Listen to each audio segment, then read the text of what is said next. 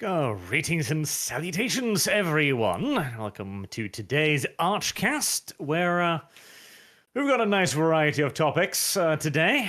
I would like to start out, however, by congratulating Daniel with his victory over Sargon in Tabletop, because I saw that little British bastard in chat there. Good job. Very much so.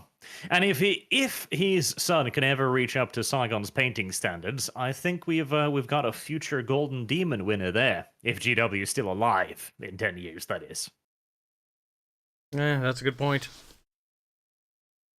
But beyond that, we have the slap heard around the world, of course, with white supremacy primarily to blame for Will Smith deciding to assault Chris Rock on stage.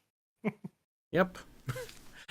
You know, I have to... Who was it that said it? Was it you, or which one of our friends said that this was going to happen? Because... I mean... I guess it was inevitable. It's one of those things like if somebody said something like, oh yeah, they're going to blame white... How long till they blame white supremacy? And I'm like, what are they going to do? They're going to... Okay, black on black violence, they're going to start pinning on white supremacy. Oh. Man. I have higher standards than reality, I think. I don't know about that. See, the entire thing here, too, is... Well, we'll get into the precise reasoning for this a little bit later, because The Guardian, the trash fire that is the internet, penned a lengthy paper trying to rationalize all of this, which we'll look at in a moment. But I just love the fact that it is reality. It is not merely a meme. They are actually blaming Will Smith slapping the shit out of Chris Rock on white supremacy. Well, I mean, anything to push their politics, I guess. Whatever issue. Like, they hijack everything, don't they? It's clearly not. It's clearly a very personal issue, yet they're like, oh, we gotta use it for our narrative. Anything to propel ourselves forward. We're desperate for... Please pay attention to us. And of course, this isn't the only one either, because if this was just one crazy so-called professor somewhere, all right, fair enough. But no, we've got it here in Forbes, of all places. While talking about Will Smith's behavior, don't forget to also talk about the system that helped create it. Ah, yes, the system that the system that placed one multi-millionaire comedian that happens to be black opposite another multi-millionaire celebrity, and then had them fight. This is an interesting system, I gotta say. White supremacy is... I don't know. It doesn't seem to be performing up to its usual standard. It's setting up too many multi-millionaire black people to conduct violence against one another on television. Yeah, it's a bit strange. Don't worry, guys. It's white supremacy, you see. I mean, this is one hell of a long play here. Like, imagine this. In Hitler's bunker in 1945, he's like, ach, mein Führer, we may be losing the war, but I have a plan to make one black man assault another black man in 70 years' time. And they'll become rich and famous. You see, it's my 4D chess, y'all. Screw 4D chess. I think we're in at least 5 dimensions now. Oh, I don't even know anymore, man. But the piece de resistance here has got to be... the Guardian article here, because the previous one just make the ridiculous statement, whilst the Guardian attempts to substantiate it, shall we say. A white outrage about Will Smith's slap is rooted in anti-blackness. It's inequality in plain sight, you see. How do they rationalize it? Just, oh my goodness. Well, that's the beauty of it, right? Because... let's see here. A little bit further down, beneath the first picture, there's a part where they explain that white actors have done the same and worse. You see, this is nothing. You know, people slapping the shit out of each other at the Oscars. It's every year. Okay, it's normal. All right. Now, we have a little bit of a problem there in that it isn't actually normal, and they need to go back to 1973 to find an equivalent example, where they mentioned that John Wayne had to be restrained by 6 security guards when he tried to rush the stage and attack a Native American actor. Now, bear you in mind here, he maybe tried, but he was stopped by 6 security guards. And the whole thing that he was going to attack her is just the Guardian speculating now, 50 years later? Yeah, what was...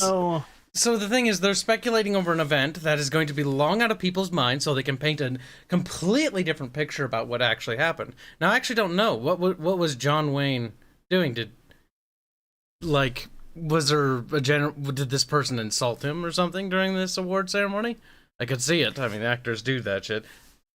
Well, it was a pretty latent moment, you see, because Marlon Brando was going to receive an Oscar.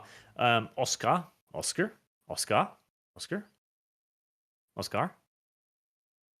I don't even care anymore.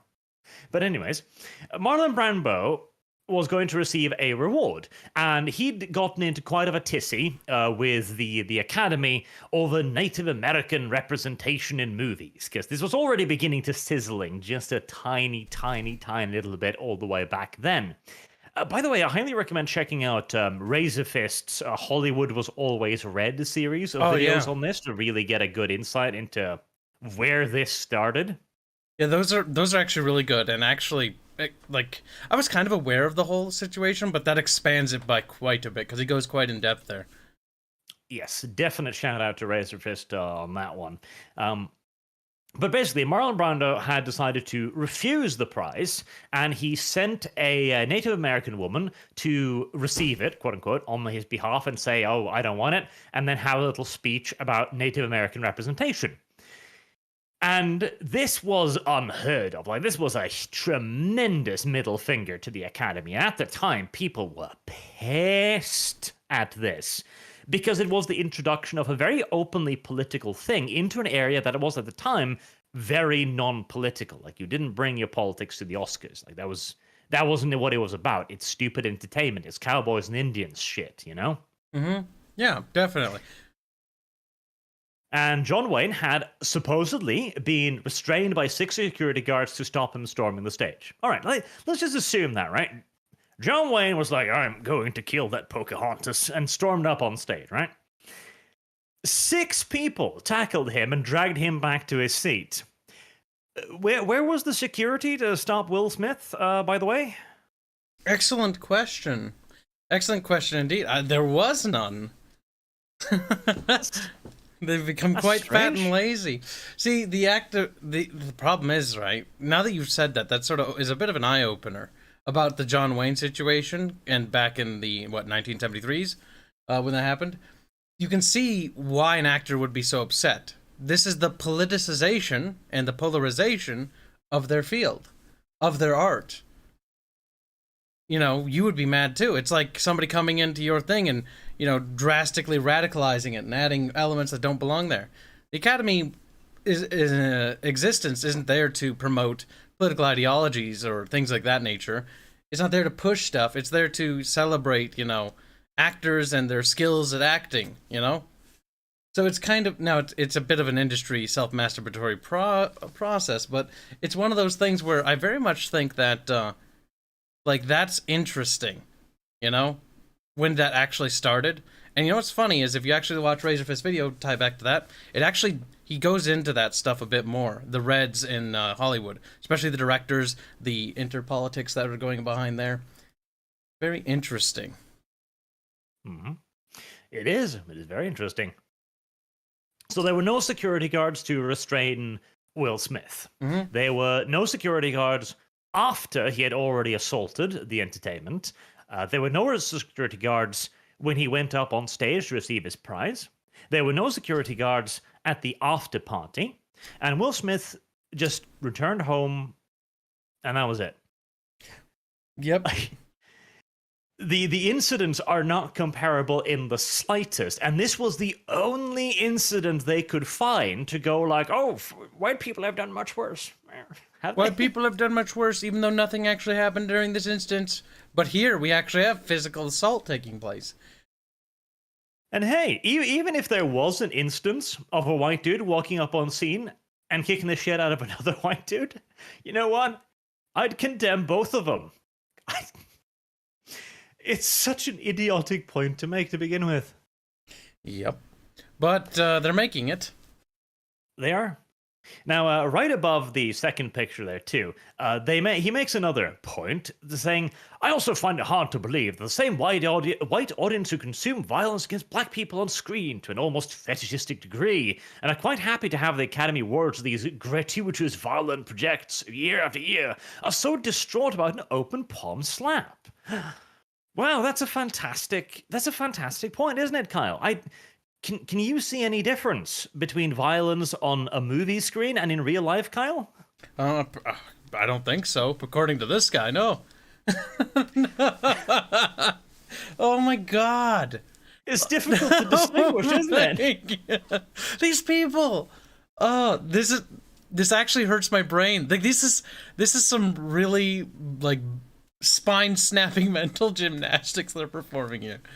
It's like, yeah, but there's no difference between, like, pretend violence and real violence. And like, okay. Okay. This is a real crime. Unlike, when you watch I Am Legend, the only crime is the fact that they, butchered the ever-living shit out of, what's it called? Is it Omega Man, the original? The books, yes. I'm terrible with the names. But yeah, that was a butcher. Or, for example, I, Robot. No, that's not a crime. No. Oh my goodness, physical violence, real life violence is indistinguishable between pretend action violence. Okay. You can see the reach here. Like, you can see the reach. They're trying so hard. I'm so sad. He continues to elaborate this point because, you see, the white outrage isn't the only problem here. For black people who have been conditioned to constantly perform the most non-threatening version of themselves in order to retain white approval. Excuse me.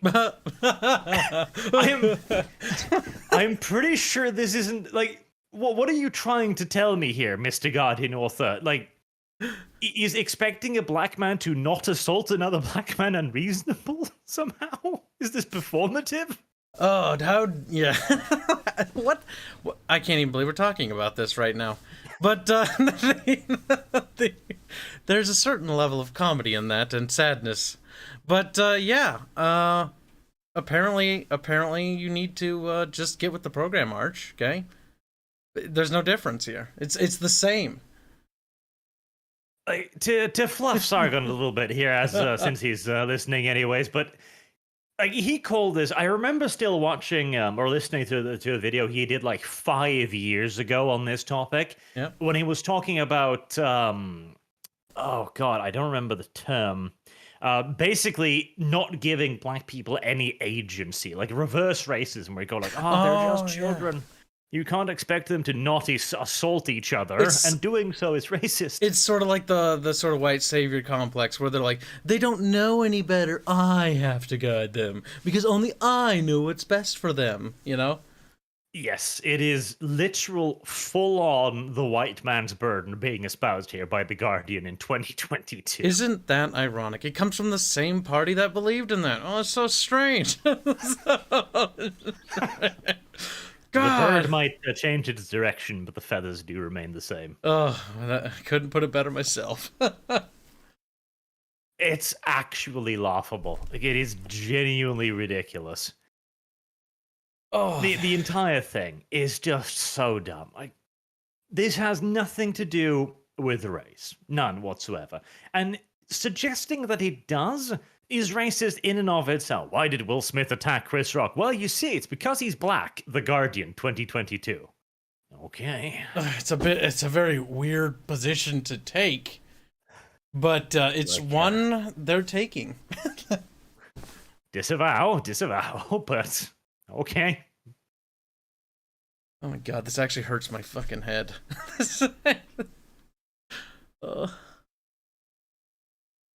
But after all of this, Will Smith has apologized now. He said sorry. I mean, that's the bare minimum, I guess. And I do love, again, this is what I hate about Hollywood right now. It is the purest plastic shit ever. He's trotting out all the lines, looked over by a lawyer a week later, and like, it was inexcusable. I am very disappointed in myself. Like, this, God, I hate it. Like, just be honest, right? You saw red, you got pissed off, and you slapped a bitch. You know, I'd be more willing to accept that than, oh, I am shamed at the slap. It was inexcusable. Don't whinge and whine at me. Tell me why you did it, and move on. Like, at the end of the day, this was a slap between two people. They should now have appropriate consequences. Will Smith should not be reinvited to the Oscars until he can make some serious amends, at the very least.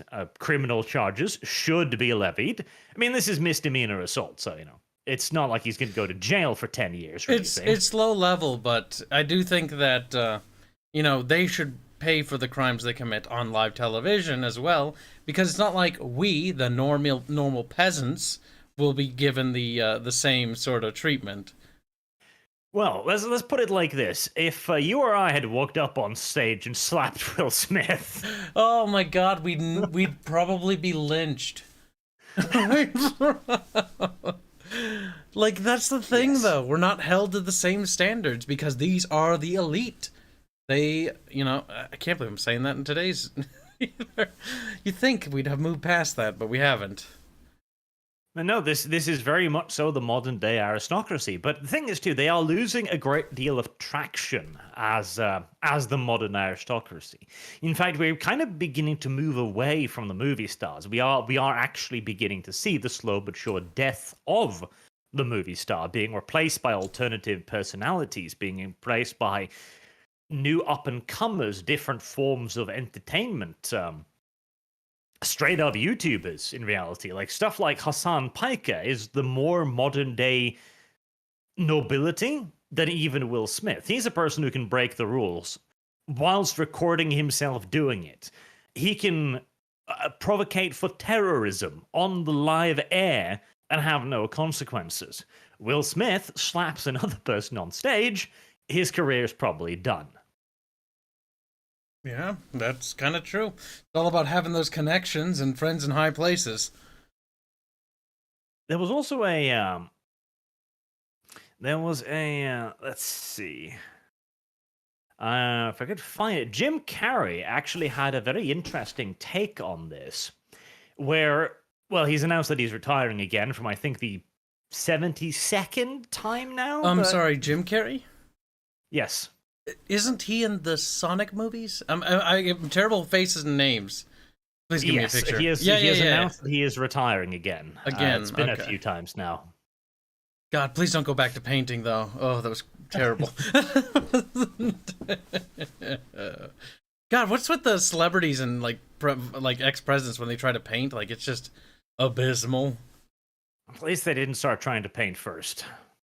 That's true. But he had an interesting take on this, where he basically said that this was an indication that we, the celebrities, are not the cool kids club anymore.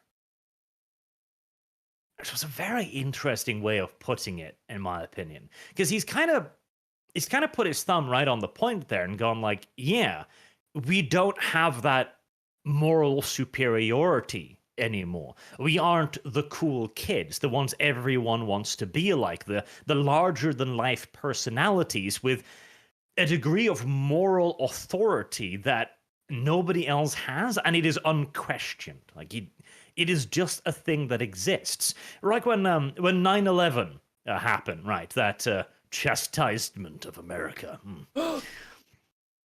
Terrorists. What was the...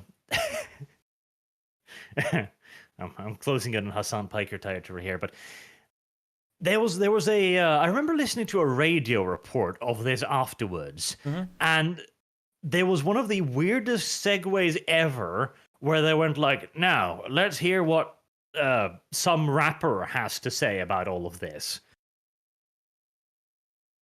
And I remember just being thoroughly confused. I don't even remember which rapper. It was just some kind of singer, celebrity person, right? Yep. And I was thoroughly confused, like, okay, his opinion on this matters how exactly? That's true. But back then, that's true. Things were also different, like you mentioned before.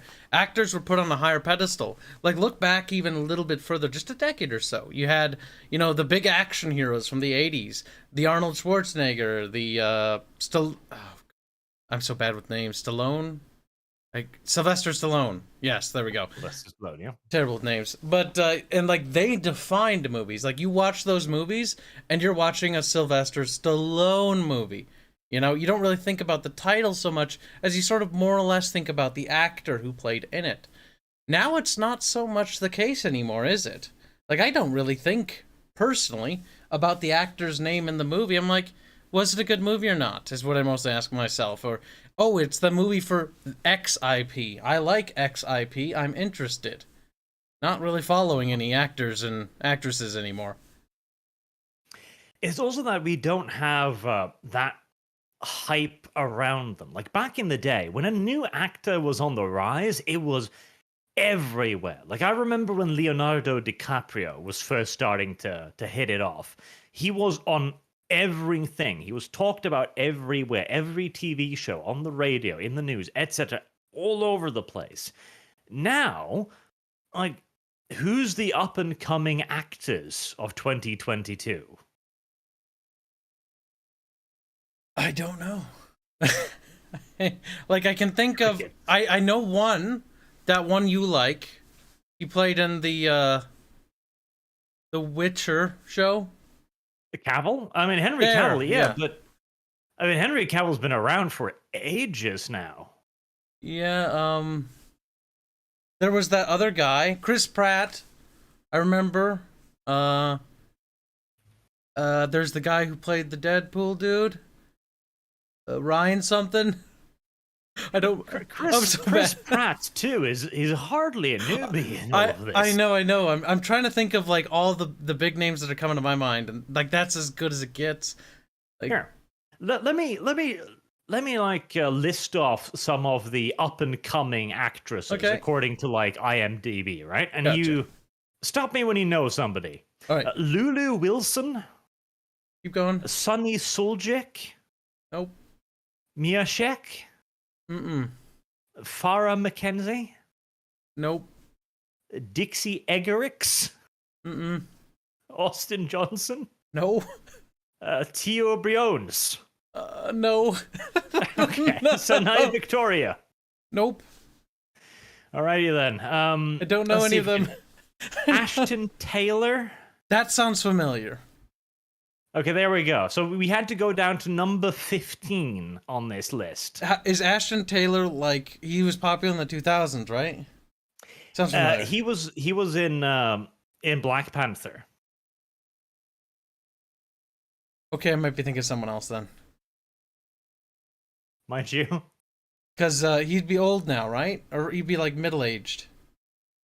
No, not particularly old at all. Okay, I have no idea who this is then. Never mind. I'm thinking of someone else. Ashton something. Ashton's a familiar name. That's about it. Ashton is a familiar name. He played young T'Challa in Black Panther. Yeah, I don't know who that is. I didn't watch it. Yeah. But again, like we are absolutely seeing the fall of at least this form of the nobility, like the celebrities. They don't have that effect, and honestly, a lot of the reason why we are seeing this is because of the Trumpalophagus. Because the Trumpalophagus went for the election in 2016, and the entirety of Hollywood screamed out in agony and panic. And a lot of people looked at that and went, hold on a second. Why do I listen to you? What the hell kind of moral authority do you have over me, Mr. Multi-millionaire celebrity person? That's true. They're often the most disconnected people, and delusional as well. Very much so. Ashton Kutcher. Yeah, that's right. That's the one I was thinking of. I got the other Ashton mixed up. Listen, I was like, there's only one Ashton actor, because I've only heard of one. Well, there you go. At least there was one, Ashton Kutcher. I think he was an MTV when I was a child, so Yeah, I was like, he's got to old. be like an old guy now. Like most of the big name people, like the Will Smiths, the Jim Carreys, even of the previous generation, like even these guys are not that easy to remember. For me personally, they've all fallen out of the limelight.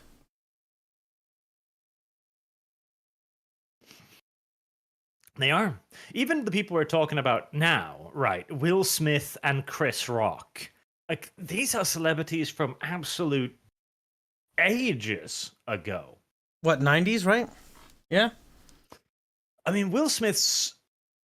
I mean, he started, like, rapping at the end of the 80s or something. See, a lot of these actors are difficult for me to pinpoint because you're a little bit more older than I am. Because like the whole thing comes down to like 94. I remember there was like these movies and there was a pile of them, right? And Will Smith had a ton of movies already, and Jim Carrey had a ton of movies already. They'd been around, so it's difficult to recall because I wasn't there for when they came out. Wasn't alive. Chat points out that Leonardo DiCaprio is 50. Holy crap! I remember seeing the VHS box of Titanic. Yeah, he's been around for a while. He's been around for a while. Will Smith was born in the 1960s. Oh, he's a dinosaur. This picture on the website you gave me, it must be a younger picture. Oh, he's maintaining well, and nobody's questioning that. Oh, I mean, but again, the point is, like, our current guard of the celebrities is so old, and we don't have those personalities anymore, and we're not bringing up new ones to replace them.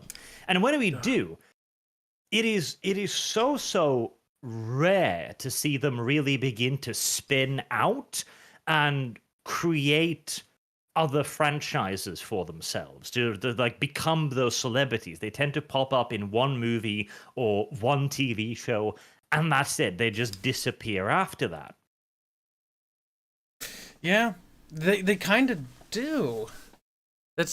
It's weird to think about, but it's so true. Like, I remember a lot of the old Sci-Fi Channel shows, right? Like Farscape, Stargate, stuff like that. You don't really see actors like that make appearances again. Like, even the guy who played Jason Momoa, he was in Stargate Atlantis. He became like a big dude later on. He was the Aquaman. And the guy who played Teal, Christopher... something with a J. He was in God of War. And those guys are old. Like, they've been around for a while. Those were the early 2000s when they were at their, like, prime in terms of, like, you know, being young. You don't really see anybody new and young anymore. I think the closest we came was maybe Kit Harington from Game of Thrones, you know, Jon Snow. Because at least he was in, like, a couple of games afterwards, and, like, was in at least one movie or something. Okay, so he went on to work in video games. Not bad. Voice actor, I assume. Again, that's Game of Thrones. That's still, like, what, 2010, 9 when that started? Yeah, that's about a decade old when it started. That's true. Like, who's the current generation? Christopher Judge, thank you, chat. Don't have one. Chris Pratt is 42. Actually don't have one. God damn. It's also demonstrated in the enormous fall off of stuff like the Oscars, because people go to the Oscars to see like their favorite actors, or go to watch the Oscars to watch their favorite actors, and yet their ratings have dropped like a rock year after year after year. Now seeing a little bit of an upturn after a bit of black on black violence, luckily. Which is why I thought it was staged to begin with, though I admit I was wrong. It was not staged, because a lot of the footage has come out afterwards as well, of Chris Rock just looking like somebody shat in his face, like completely just like, what the actual hell happened? It's a little bit of shock, you know? Yep. Because he shook it off well to begin with, to the point where I was like, yeah, no, he was prepared for that. He saw that coming, but no, footage like afterwards, he looks like he's had a bomb go off next to him. Yep, the shock of it all hit him. Because that happened on live television. Imagine the mounting pressure, right? That these people must deal with. Not gonna, stick up for them. But they're constantly worried about their image. And to have that happen to you, out of the blue, unscripted, unplanned, It must be like a bomb. You're like, what are people gonna think? Is this gonna ruin my career? You know, what's gonna happen? Oh yeah. I mean, imagine Chris Rock's position, right? He's standing there. His ears are ringing. Like he's blood is pumping. All he can hear is the blood. His fingers are going numb. He's just like, what the hell? And then he realizes, I'm still on stage. I have a goddamn reward to give out. Just got to move on with the show. Show must go on. Yeah, no, actually, I said that way too many times. I actually respect the amount of effort he put there. Like, he was able to hold himself together. All that pressure, and have that abruptly happen. Like, you gotta have a spine. Yeah, granted, it's just a slap, but like to have that happen on stage, and you know everybody's watching, your peers are watching. It's being broadcast live on television. Yep. And I want to point out, Will Smith is not a small dude, okay? Mm-hmm. I'm thinking getting open hand slapped by Will Smith is going to hurt on multiple levels. Oh, first and foremost, you just got slapped. Secondly, you got slapped by Will Smith. Thing is, don't underestimate a slap. I've seen some videos of people that they smack or backhand so hard it knocks a guy out cold, and they just drop. Oh yeah. I'm glad though. This will only increase the downfall of the actor celebrity class, and it cannot come too early. The moment we return to viewing celebrities primarily as dancing monkeys, one more, the better. I agree. I think we've given them way too much political sway. They think they can influence us. They think they're better than us, that we are nothing more than peasants to be told what to do and how to think. And I find that pretentious behavior insufferable. Yep. Apparently, the chat says Smith has 4 inches in height and 50 pounds on Chris Rock. Yeah. Also, I don't know what Smith's current physique Chris Rock is 57. God damn it. Damn, everyone's old. It's two grandpas just beating the shit out of each other. This is what it's come down to. Could you imagine the actors of previous generations seeing what has become of the Academy Awards, which was a prestigious, class event? Now it's just like a joke. People only cared to watch it to see the stupid, it's like NASCAR. People only watch it to see the car crash. Same thing for this. They'll watch it to see the actors break down. Or remember, what was it? Who was the actor who made fun of all the actors up there? The comedian. And they got super uppity about Ricky it. Gervais. Is that his name? I'm terrible with names. That wasn't the Oscars. I think that was something else. Oh. Emmys or whatever. Either way, they got so pissy because he called them out for being what they were. Pretentious It was a snobs. fantastic speech. It was beautiful. And to see the reactions, they're so disconnected from the reality of the world. They think they're better than us. It's just kind of poetic justice, I think. But moving on from one dying group of things to something that's already deep in the ground. E3, both digital and physical, has officially been cancelled. Good. Welcome. I honestly have that opinion about the Game Awards and all sorts of game things. The problem is the video game industry has become so big and bloated and corrupt. It needs to ditch these organizations. They're self-masturbatory practices is all they are. It's just the industry jacking itself off on everyone else's face. It's disgusting. And I honestly want it to go away forever.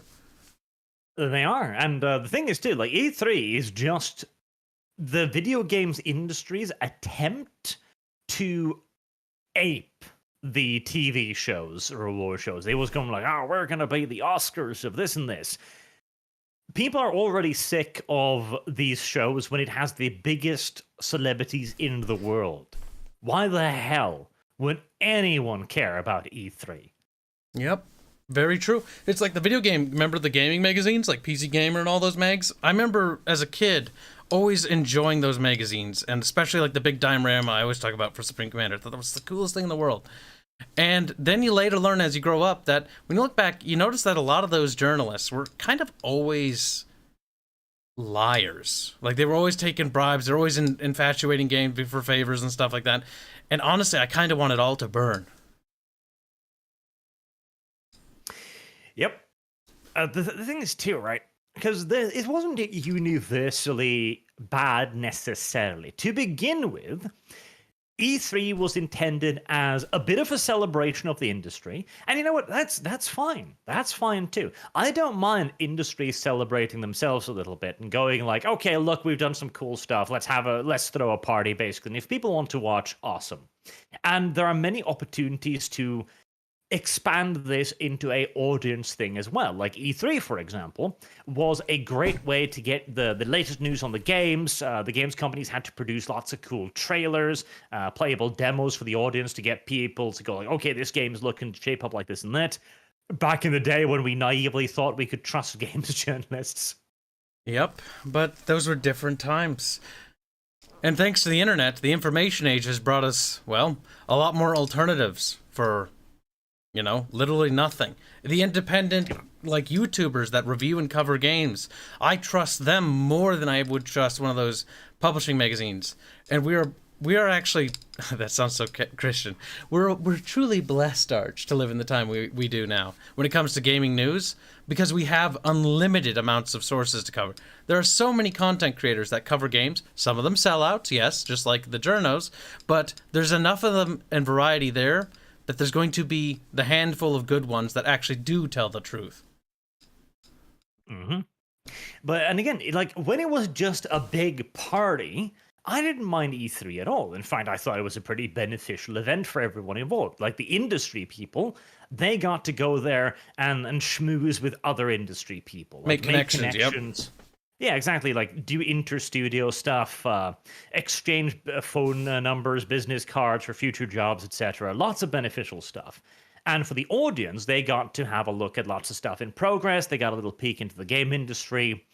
And if you manage to combine this with an engaged YouTube audience as well, I think E3 could still be relevant to this day. Like, just live stream it directly to anyone who wants to restream it, and just scale it down and instead making it to more of a party for the gamers again. But there's the problem. It has been moving away from that year after year after year until the last few E3s were absolute cringe-ass garbage, with half of it being SJW virtue signaling and the games being forgotten long in the distance, to the point that the game developers themselves, the big names, said, screw E3, we're just going to make our own stream.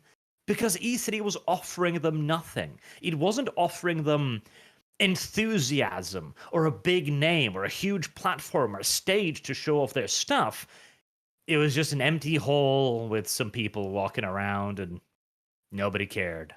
Yeah, very much in the early days, in my starry-eyed days, when I looked up to my uncle about getting into the games industry, it always seemed like a rock star event, you know? To go there and show your game off to everyone. And the stories he told me from attending there and showing off their games that he worked on and whatnot, it always sounded so cool.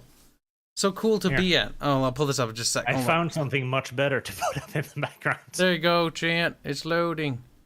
But yeah, you could go to these events, you could meet other industry professionals, you could interact with your fans and your audience and be like, hey, you know, what did you like about the game? And you could sort of get together and celebrate video games as a whole. That's not a thing anymore. It's very much the elite of the industry, the well-connected, jerking off as usual. That's why I loathe the Game Awards so much. It's all fake. It's become yet another insular event for people who think themselves far more important than the audience they are supposed to be serving. Yep. And that's disgusting. And of course, we gotta mention the booth babes. That was one of the signs that, yeah, it was gonna go downhill. Because the idea of booth babes is something thoroughly related to gaming. Because gaming back then was a nearly pure guy hobby, because it was, what's the word for it? It was It was hard to Goddammit. get into, like, properly as a hobby, because you still had people who would pick up the plug-and-play console, but to really start getting into gaming culture, it was a lot less common, because it was difficult and expensive. There was a lot of stuff. Like, it was difficult, and it was expensive, and it was also judged. Like, it wasn't socially acceptable to be a gamer. You were bullied for being a gamer. Oh, yes, I remember. Not being bullied necessarily, but I remember my mother being like, "It's enough video games." I'm like, no, just one more hour. Like it's not like today where being a pro gamer is a thing that you might actually be able to become. Yes. Where and it's definitely not on television. Like, there's not movie, not movie, but video game ads on television was such a huge thing. I remember watching an ad for a video game, the first game at a time on TV, and going like, "Wow, we're finally big time now. Look at this." Yep. I also remember as a little child, I remember seeing this show called G4, and now we know what that is now. And I thought it was kind of cool as a little kid, because I was like, wait, there's a TV show that talks about new video games, and there was this game called Half-Life, and I was like, what's a Half-Life 2? What's a Half-Life 1? This looks cool. I remember as a child thinking that that was the most incredible thing, to see video games being mainstream. And any way to see them mainstream was so cool. It was like, wow, like that person knows about video games. There's video games here. Like, that's awesome. Like, Now- holy shit. Other now- people like video games. Yeah, pretty much. Well, the thing is, in school, a lot of people, by the end, were getting into games. Like, I think everybody in high school, because I graduated, 2013? Class 2013 in high school? So, yeah. Like, most people had played video games of some sort, whether it was the casual Call of Duties or, the more popular World of Warcrafts or something more obscure, But you could see the trend as it was picking up. That's also when Clash of Clans was a thing, I remember. Fuck. 8 mobile games. But to circle back on Yep. to the point again, like, what I think the Booth Babes were simply just a extension of gaming as this crazy, fun, wish fulfillment kind of style. It's like, oh, hot women in video game costumes, yay! And you know what we should do? Instead of removing Booth Babes, because it's like, oh, we can't objectify women, fire all of them. Girl power. Yeah, girl power. Sorry, you're out of job, babe. It's like, okay. Sorry, gotta go back to McDonald's now. Apologies. Sorry. What we should have done instead is just have dudes, big-ass, muscly dudes strutting around instead. I'd be far more happy with that. Both genders, there you go. You're a girl who likes video games. Do you also like massive, muscled men? Well, here you go. And if you like chicks, well, we got you covered there too. It's fine. Yep. Yeah, no, like, honestly, the appeal of both sexes. Sex appeal is a power that is to be tapped into. Good character design, when it comes to making games or stories, is always good. People want to look at attractive, appealing characters, If you're a girl, you're not going to want to, like, look at a game and be like, oh, look, another horrible, slobby, fat man, monstrosity. In the same veins as if you're a dude playing a video game, you're like, oh, look, another, whale or something of that nature. Like, sorry, but people don't generally like looking at that stuff. People want to look at good-looking characters. Strange, I know. This is another one of those truisms that was absolutely accepted by everyone. Like, sex sells. Unquestionably. And now it's just, well, can't have too many pretty women in our productions. We gotta make Even the might think female they're sexist. characters look like men. We gotta make the men characters look like women. We gotta make them look like a generic gelatinous blob so we can't tell the difference between male or woman. It's like, male or woman. Wow. Man or woman. There you go. Male or woman. There you go. Whoopsie. Last of Us 2? Oh gosh, don't. That game. No. But yeah, you know what I mean. Terrible character design. Gosh, and something the West is suffering from badly. No, it is. Like, we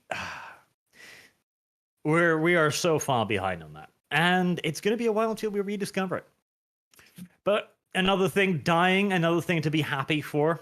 We will probably see a replacement of E3 at some point, but it will probably also be a purely digital thing to begin with.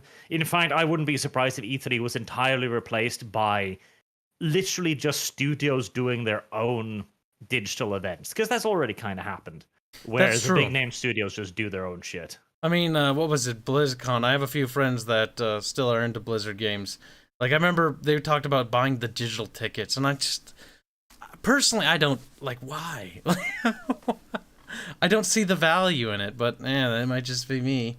But there are people that are interested in digital tickets for Of course. digital conventions, which is weird. All right.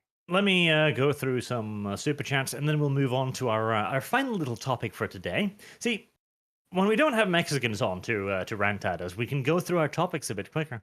It's strange, isn't it? Bogue says, white primacy to blame for slap. I'm shocked. White primacy. White primacy Yes. indeed, Boog. It's inequality in plain sight, didn't you know? Chris Rock should have stepped back out of the way of Will Smith's fist. Louis Holson says, just finished watching your Project Zomboid expedition. Bogue is proof that brain drain is a real concern for developing nations. You hear that, Boog? Gosh darn it, Boog. You getting stuck on every tree during that expedition. That 6.5 hour expedition to the secret military base.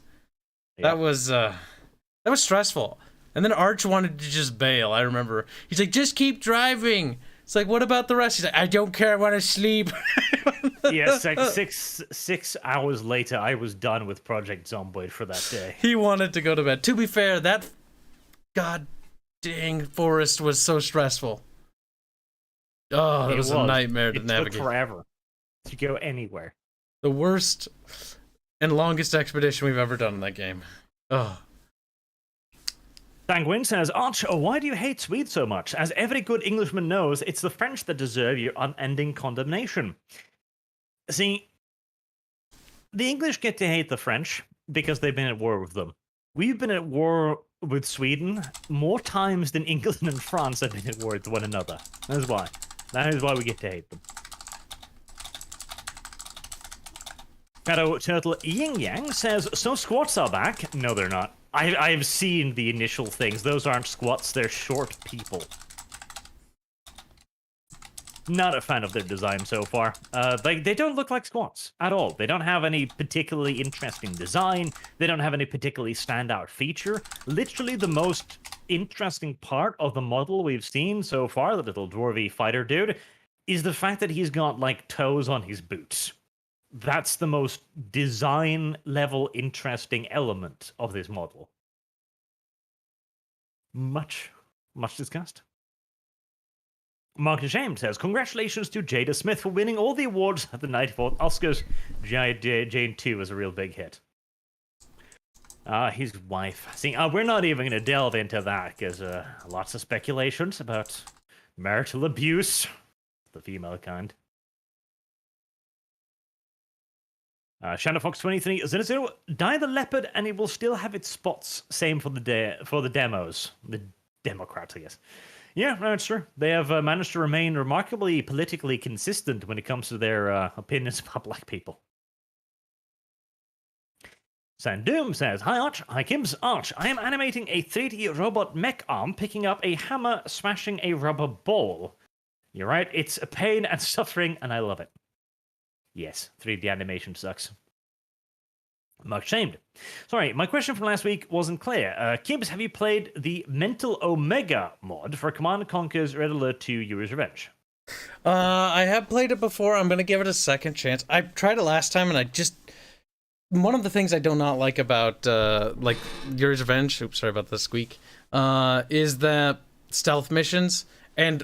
Last time I played Mental Omega, they had some really cancerous things where the map editor's just like, I'm going to put this sprite behind a tree so you can't see it. And so you're just walking and then you just get killed by it. And it's like, God, it's annoying. I hate stealth missions so much. But Mental Omega is one of the most robust mods on the market for Yuri's Revenge, so I'll give it another go.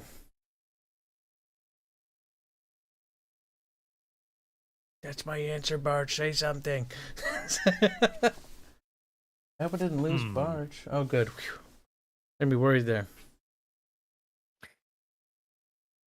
Chica Tomati. I like most art, it's money laundering.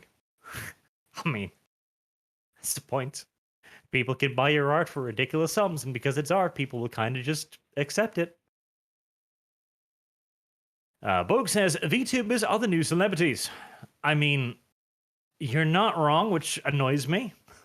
But the problem is they are the new idols. That's the problem. So if they so much as fart live on air, they're cancelled, so that's fine. They get cancelled by... They're heavily corporatized, yeah. Yep. The Real Hallucinator. What authority does Hollywood, that place filled with pedos, have? Question mark. I feel like Me Too also dealt it a blow. Yes. Like the stance of Hollywood has been chiseled away at for many years now. Mark Jamed, very generous $50. Thank you very much. How to fix the Halo Netflix series. Master Chief's takeoffs his helmet and immediately gets shot in the head by a jackal sniper. The Flood turns the keys into a Gravemind and eats all humanity. Earth gets glassed, and the Covenant activates the Halo rings. You know, I hope for that ending, because that whole abomination of a fanfic, I want that galaxy to be purged. That would be nice. All of it. All of it dead. Yeah. Wipe it out. For good this time. The Dastardly Dutchman says, there are no new up-and-coming actors because Hollywood is stagnation. It's about power and politics now. Passion, not passion for an art. Yes. That is absolutely a part of it as well. Like, it's filled by very old and very rich people. Being in 175, Gibbs/Arch, why do Americans treat presidents like they are the kings of the past? Like the return of their rightful heir trope in fantasy stories. As an American, just thought it's strange considering America lacks that heritage. Well, it's precisely because it lacks that heritage that it does it. They don't have the legendary kings of the past, so they've got to heroify presidents, like Lincoln, for example. That's true. I mean, that's just something that happens innately in human culture. Or human societies. We elevate things above others to try to aspire to be them. We put things on pedestals. Mm-hmm. But at that time, best geriatric fight was at the end of Metal Gear 4. Our entertainment right now is watching old people smack each other. Apparently. We have come far, or fallen far, more correctly. A Jesus Christ, you people and your names. Papa Tassot. You're the first person to say my username right. Papa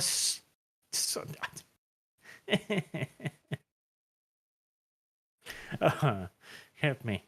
I don't know what it says. Hooray! Also, forgot to say last week, but when you talk about war, you remind me of the Major from Hellsing. Ah, that Major. He did have a good song. I'll give him that much. And a wonderful singing voice, if perhaps a slightly spicy topic.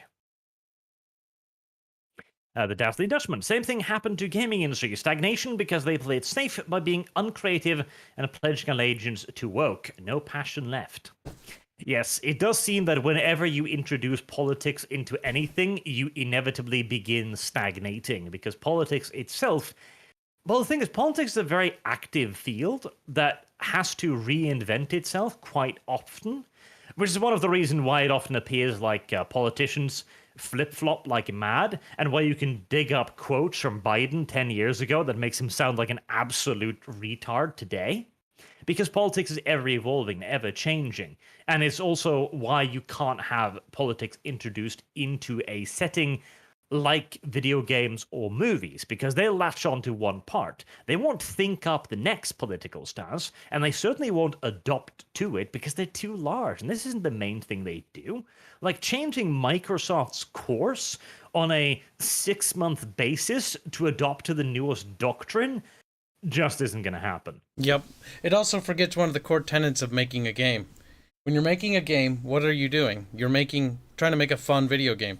If you focus all your efforts on one aspect, like, oh, I focused all my efforts into the political side of this story, then often what you'll be left with is a very boring game that has a bunch of contrived things that you wanted to stuff into it, but you failed to make, well, you failed to make a fun video game. Switz says, "Hey Arch, please check new Lindy Mage video. The man who bought Judge Dredd for some nice white pills there. I had it written into contract he won't take the helmet off, etc. Worth a look." Maybe. Of Judge Dredd.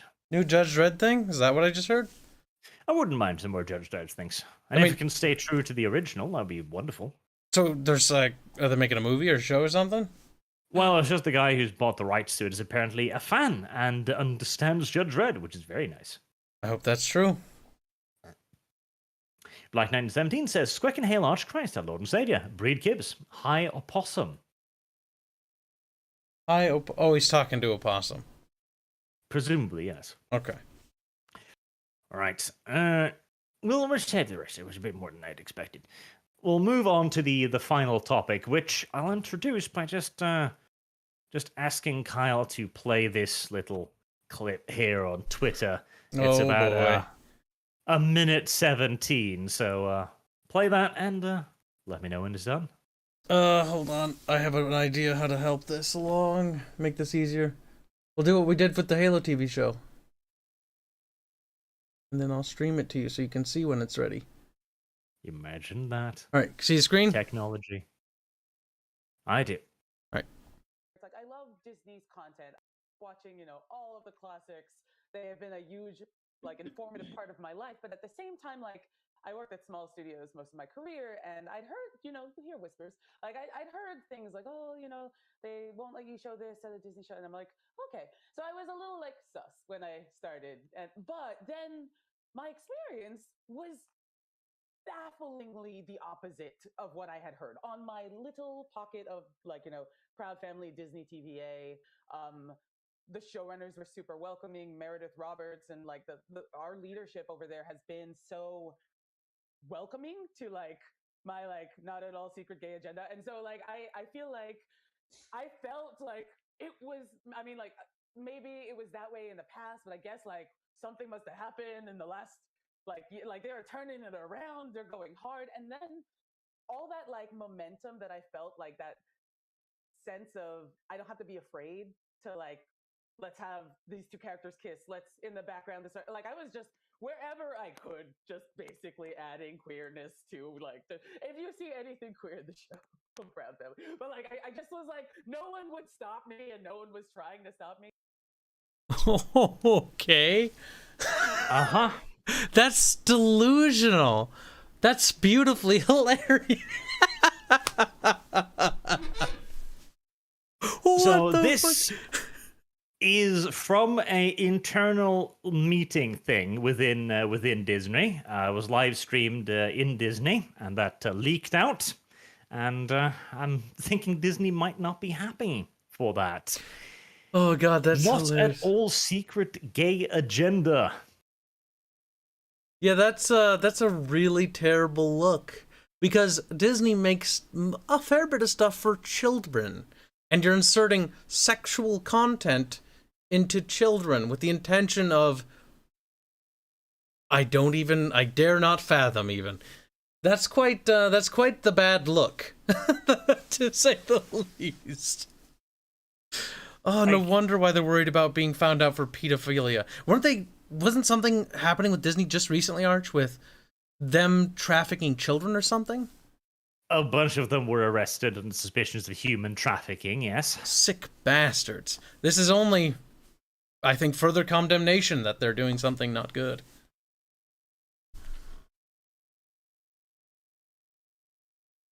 Well, Disney has had a lengthy problem when it comes to predation upon children, which is it's a bit of a problem, really, when it comes down to it. That is, in fact, disgusting. There you go. Disney employees among 108 arrested in Florida human trafficking sting. Yeah, these guys are fucking pedos. I think Disney ought to be dissolved. But the meme is becoming real once again. It's not rocket science. They're just evil and want to diddle your children. That is quite disgusting. My God, though, they got caught red fucking handed. But the best part is, right? The best part of this all is will anything really happen, or will they just keep doing what they've been doing? Well, I don't know if much will happen. The interesting part is, of course, that Disney has been racking up quite a lot of debt over the period of COVID, not being able to operate their theme parks. Their public image is also not great, shall we say. It's taken a few dints over the years, and this overt kind of politicization where they just openly go like, yeah, no, we're adding in a bunch of sexuality for your children's TV shows. Again, it's getting a little bit too obvious. And one of the problems here is that back in the day, Walt Disney, for all of his occasional problems as well, was all about making entertainment for kids. They were making kids shows, they're making kids cartoons. And there are certain things you don't put in kids cartoons because it's not appropriate. Straight up, I don't need to explain this in any form of psychology. I simply need to tell you that sexuality has nothing to do in a children's cartoon. Full stop. Period. The problem now is they're not making children's cartoons anymore. They're making woke-scold propaganda for 30-year-olds that never grew up. That's also true. That is the problem. These aren't for children anymore, is it? It's for weird, freaky people that are stuck in that weird sort of clique. There's actually video games that are made to tailor to these people.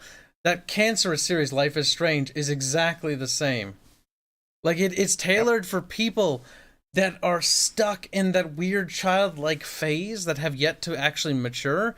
And it's just kind of creepy and weird. And it's unsettling. It doesn't feel right. No, it doesn't. And they're very open about it here, too. Like, here you have a person that's just open. She was told, okay, no, you can't do this at Disney. Because back in the day, you undoubtedly couldn't do this at Disney. Like, if you came to Disney in the 70s, etc., 60s and 70s, and said, right, so I want to have a gay kiss between Mickey Mouse and Longlegs, or whatever his name is. The big thing, the dog, whatever the hell. I don't know these characters. They would probably throw you out right then and there. On your face, no questions asked, because no, we're making children's entertainment. But this person shows up there and goes like, oh, you have a progressive agenda? Well, you're the correct skin color, so we can't tell you no, so I guess we're just gonna start pushing this shit then. See, that's the thing, though. Like, this it's funny and it's fucking horrifying at the same time. Like, she's so comically evil when you think about what she's doing. And here she is, just blatantly, gleefully shouting it. Adding in queerness wherever I could. Wherever I could, at every point. It's just one of those things like, how deranged are you? Well, again, it's... The memes are closer to reality than anything else. As once more, how will this help us sell burgers? Burgers. That's true. That's Stone Toss meme, yeah. Yep. Because they're not doing this for entertainment. Like, they're not doing... Hell, this is the thing, too. Like, my cousin's kids, all they watch is this plinky-plonky retard shit. Like, proper retard. Teletubbies level garbage. Yeah. And I'm just looking at this like, what the fuck? I used to watch Batman and the Ninja Turtles and Spider-Man and shit. The hell is this? Yeah, that's true. I don't know what kids' TV shows have devolved into. I remember things like Samurai Jack or the Clone Wars TV micro series, which was awesome. All sorts of cool stuff, or Dexter's Laboratory, or Courage the Cowardly Dog. Yep, Johnny Bravo. Johnny Bravo, yeah, I remember that. Oh, they don't. What do they have now? Last time I saw Cartoon Network was that really creepy pedophilic show. What was it called? Steven's Universe. That was very unsettling. That was I remember seeing an episode of that on when I was babysitting my brothers. I remember just flipping that off because it had some very awkward things going on in it. Wouldn't be surprised. It's kind of sad. And it's also kind of alarming how these cartoon channels or networks are funding this crap. Because they have to approve this crap too. Of course. Like this isn't by accident. Like there's no whoopsie here. It's like Amazon's Lord of the Rings. It's intentional. They didn't accidentally put in a beardless black dwarf. No, they did it well knowing. They knew what they were doing. They can't claim ignorance. They are there to defile and destroy everything that we have made, or not we have made, but people that came before that made, that does not conform to their narrative. Everything must be politicized so that they can beat it over the heads of everyone else. And of course, it starts when they're young. The children need to be indoctrinated. Yep, I've been seeing that on the news about schools doing weird, like sexualized things about trying to sever the bonds between parents and children. It's really sickening to see.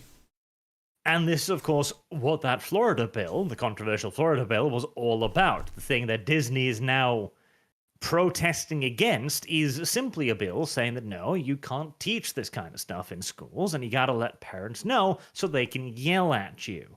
Yeah, they have a right to know.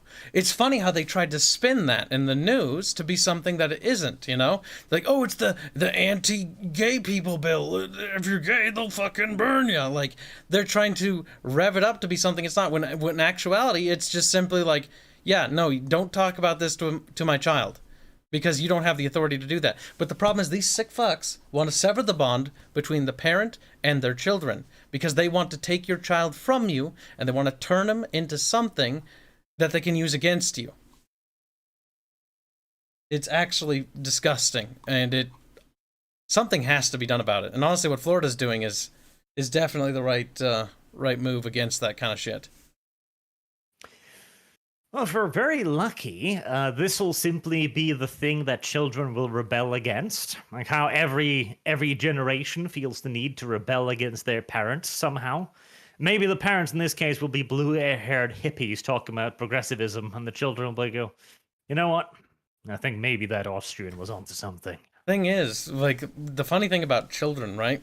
Children are incredibly smart, and even though they are trying to manipulate them and twist them into like things that I don't even know what to describe as, like, a lot of kids just call it out for what it is, because the thing about children is they're brutally honest. Like, if this jigsaw puzzle doesn't fit together, like these two male ends don't fit together, they'll say stuff like that because it's simple logic, and that gets them in huge trouble. I saw like a couple comics of that shit rotating on Twitter.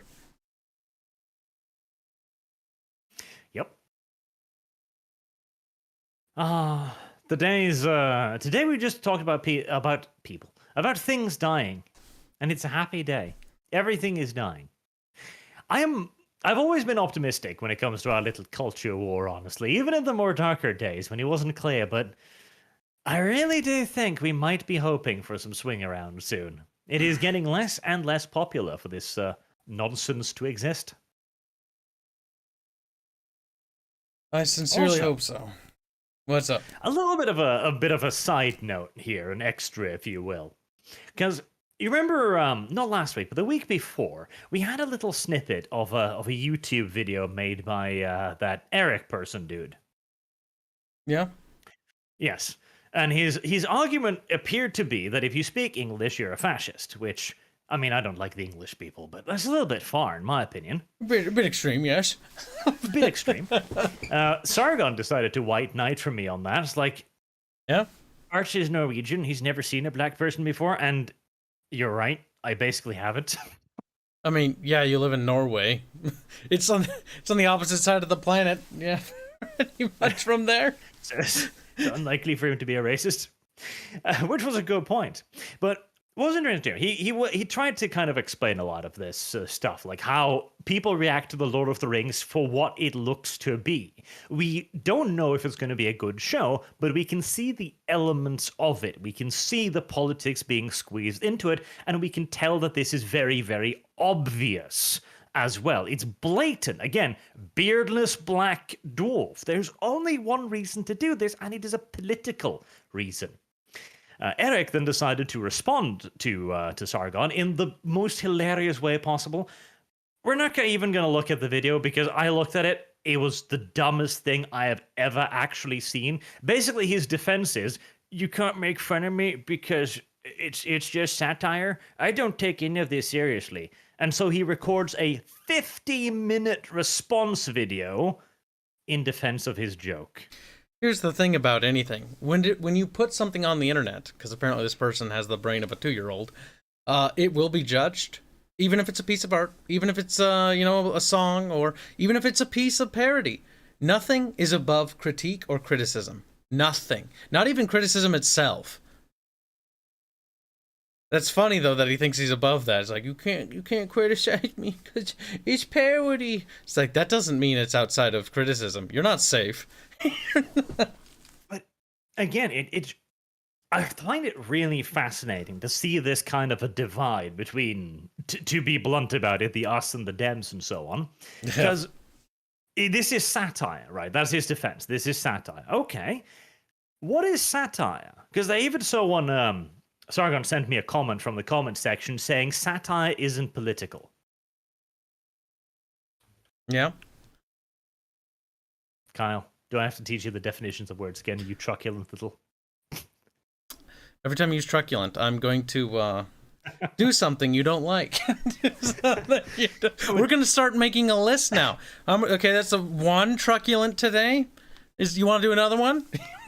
We'll see what happens. Well, the point is, the literal definition of satire is making fun of structures of power and government. Like, that is satire. Satire is used as a critique of power, of powerful people, of the government, the state, the thing above you. It's making fun of something. It's making a mockery of. Yes, I know. Yes. And that's why it has a point. It tries to make a point. Now, in this whole thing, there was never an argument made in any of this. I don't think... I watched the whole goddamn 50-minute thing at 2x speed. And not at any point did he say, like, Sargon's wrong. Like, here's why he's wrong. No, it's just... lol. I'm trying to wrap my head around this thing. You're trying to wrap your head around an idiot. That's the problem. You need to stop trying to do that, or you're only going to go down to his level. That is probably the problem. Because he's just stupid. Again, it's that incredible disconnect, right? And the comment section was probably the most revealing. Both I and Sargon actually noticed this, and we talked about it in our super secret conspiracy chat for a little bit. So super secret, Yes, most of the arguments against Sargon's position was basically, I don't understand what he said. That's like, it. Literally. Like, he spoke for so long, and I didn't understand any of the words he used. He said he spoke in long sentences. I was intimidated. Literally. Sargon used some big words, and he does. Sargon is very well versed in the politics side of things, which I am not. Both me and V have often criticized him for speaking far too much fag. Yeah, he's like those academic types. I got another friend like that, like named Smashin, who's like, yes, you see, I took philosophy. I must use big words. Stop that. These words are dead. They're out of use. Like, no, we'll bring them back. But yes, Sargon is well versed in that. And see, that's the problem. He wanted to make a jab at Sargon, and he's gonna be ready for a retaliatory strike because Sargon kind of knows his shit. And if you're gonna dunk on him, you should be ready to get dunked on 10 times harder. I don't even think Sargon cares. Because he didn't make any arguments. Probably not. And again, this is where we are. Because this is what brings all of this together, right? We started with the death of the celebrity class. These people who have found themselves in a position where they're being listened to for some reason, that start making a lot of noise, and for some reason, people then go look at them, hold on, why are you telling me this? You don't have any authority here. Your ideas are terrible. Look at what this is leading to. Which leads to E3 getting politicized, eventually dying, and leading into Disney, which is now, again, the agenda is open. It is out there, it is obvious, and it will probably lead to the death of Disney as well, though that's going to take a long ass time. And they do still have time to recover. You know, Disney has been very flexible in the past. Many of us remember those old Disney cartoons that have long been scrubbed off the internet now. Yep. They they were spicy. Yep. Absolutely. As one would imagine. From a different era, Arch, okay? We were barbarians back then. We didn't know any better. They might very well swing that way again. Who knows? And it is because of this weird divide that we have seen. And the internet, man. I blame the internet. I blame the internet because it's become so easy to present the extreme. Like, I don't know.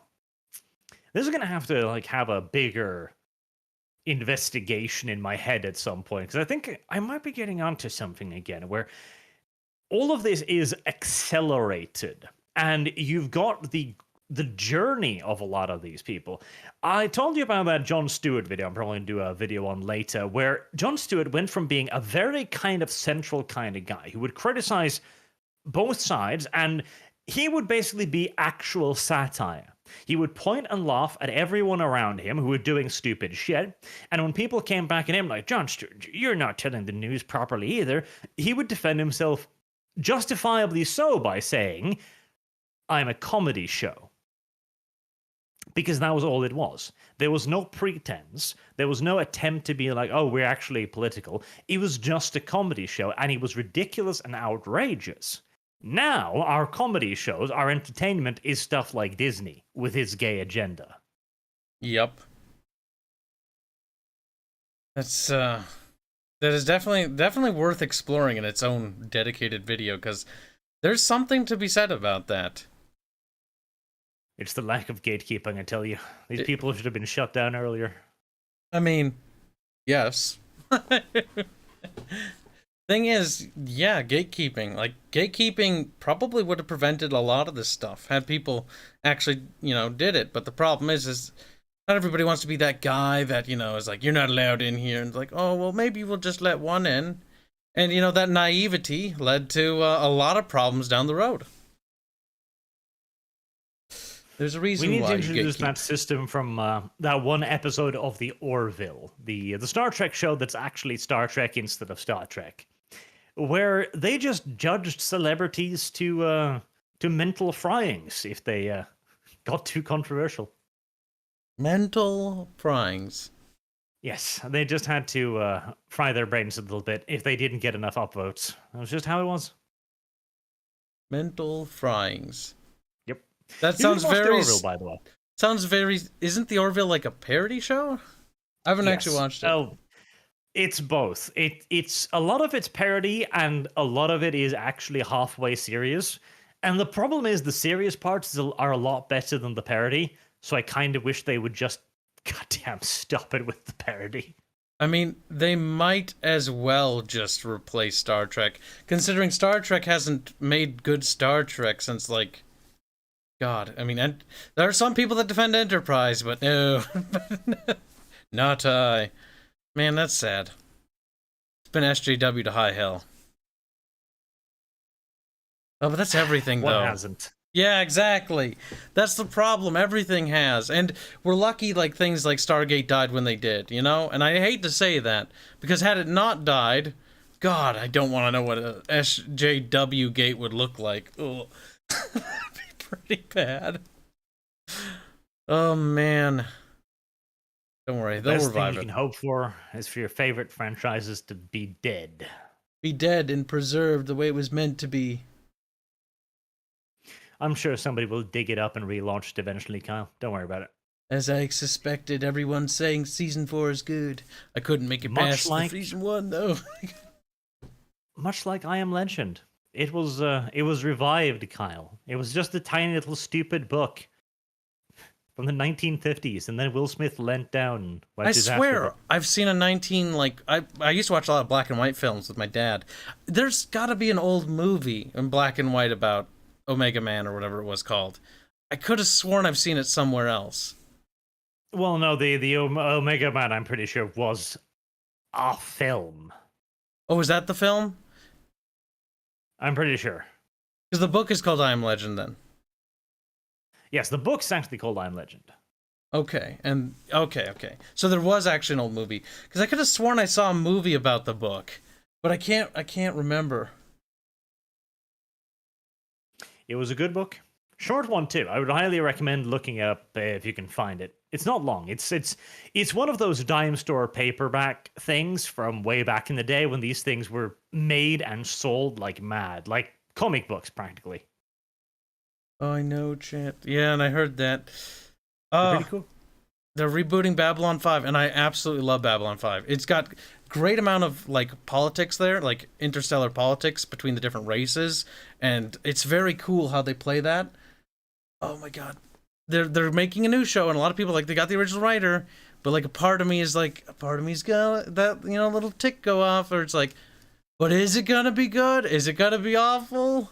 Let me just point out the supposed Vampire the Masquerade Bloodlines 2 also had one of the original writers. Yep, They've aged. The problem with as a writer goes older, just like any artist, they change as time goes on, and sometimes not for the better. Especially these artists and writers who become hyper politicized. That's one thing I remember in 2016. I remember having a lot of indie dev friends and people that I used to work with on my project that I used to, you know, that I was friends with. And then the election happened and the polarization kicked in hard. And people began to, they went separate ways because they couldn't no longer coexist with each other. Things got worse. And that's the tragic thing, you know. After that, like, I don't know. I'm skeptical Your as hell. favorite writer has stewed in the progressive goop for decades by now. Like, did they make it through? It's not always the case, but it's the problem with like the art circles, the writing circles, the creative like fiction side of things. It's very, you know, what's the word?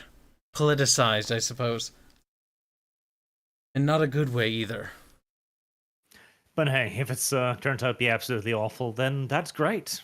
It's just another show we can make reviews of. I mean, at least we can profit off it, but I would kill for a good show. Once in a while, you know? We'll see about that. Uh... Right. Let me get back to the super chats then, now that we've covered the main topics.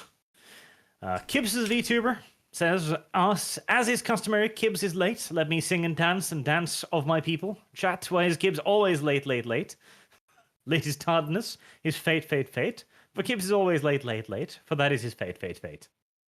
That, I feel like you stole that from somebody else. That does not feel, very custom made. The song of my people. Yeah, this sounds like regurgitation. I think this is Dev's song. Gloria says they should have let John Wayne smack a bitch to keep these progressives from getting a foothold. John Wayne's pretty cool. That would, if nothing else, have been funny. Gloria says, wait, are they implying that the violence in movies is real? So when Arnold Schwarzenegger gunned down 100 men, it was real and he is a robot? I would have asked if the rape scenes were real, but Hollywood would kind of known for it. That's true, like, the rape scenes probably were real.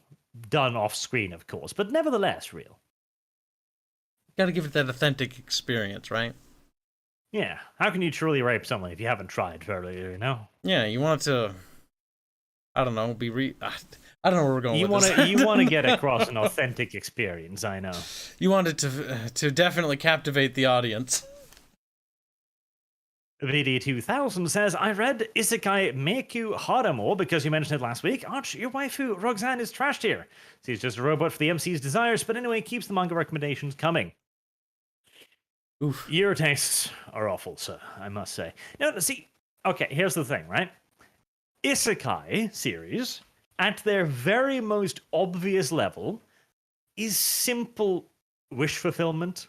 Like, that is all an isekai is. It's a power trip. It's a person being dropped into a world full of big-titted elves and given superpowers. That is the entire point of an isekai. Yep.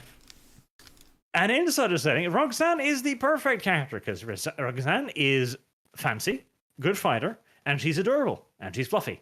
This is everything one needs from an isekai. One needs no more. Fine, okay, understand? It's all you need. Any isekai that does more than that is pretentious, and it will die horribly. Actually, that's not true. See, there are actually some... I don't want to wander off on a complete tangent about anime now, but maybe I will. You know what we should have seen happen at the Oscars? Somebody, you know what Chris Rock should have done? He should have made fun of Alec Baldwin's wife. No, what should have happened is that Will Smith slapped Chris Rock so hard that he got isekai'd.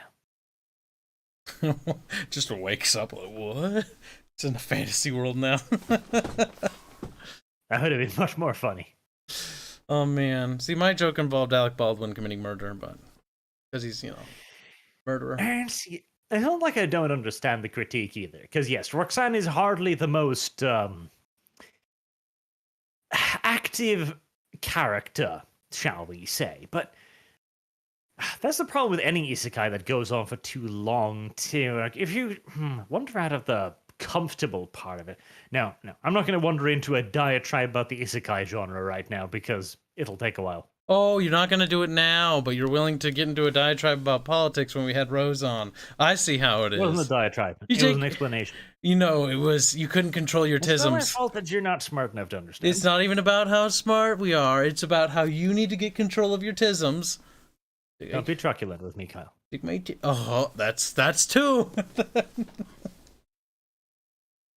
VD 2000 adds on, I almost forgot, breed kids. It's a good point. Oh, God. That's picking up steam on Twitter somehow. Yes. Again. Gunfox donates a super generous $150. Thank you very much, my dude. To say, Arch, you need to get the babyface Canadian to watch the real good movies from the 60s, 70s, and 80s. Also, when can we see your rant about The Beast? Barch, but keep up the good work. Dealing with idiot drivers is ugh. I mean, humiliating Cossie by making him watch old movies is something I'm all for, but... I'm glad that one went over. That's what you get, Gunfox. The Beast That Rises will be something I'm going to do when I have too much time on my hands in 20 years from now. And I'll just be an angry old man like, yes, so 20 years ago, GW did this thing. Like, what, GW? Says chat. Which at this point, just, it's programmed into YouTube. You can't avoid it. It's like fed into your brain or something. They're like, what's a Warhammer? He's like, this... Now, Warhammer will still be around. Like, that'll be my property at that point.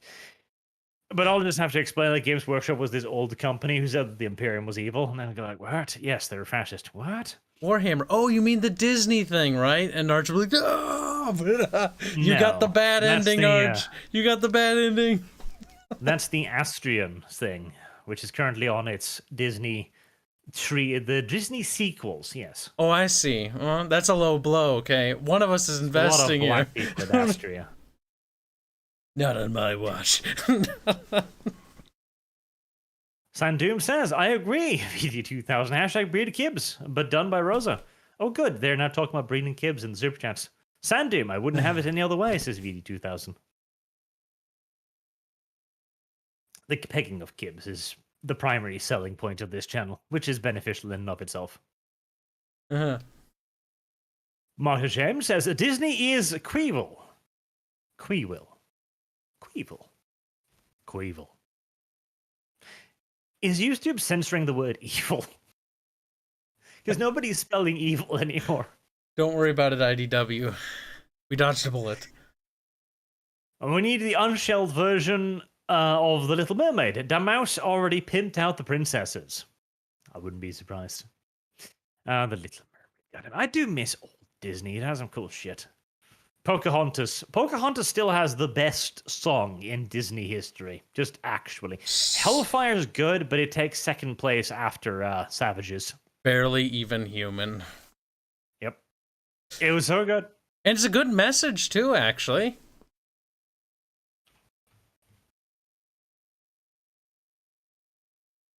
I'm waiting for you to explain why calling the Native American Indians not even human is positive. We should leave it vague, though. Could you imagine, for those who haven't seen it, they'll be like, what? How is accusing somebody of being a savage, barely even human, a good thing? God, it was a good song. It was the kind of stuff that would never be created by Disney anymore.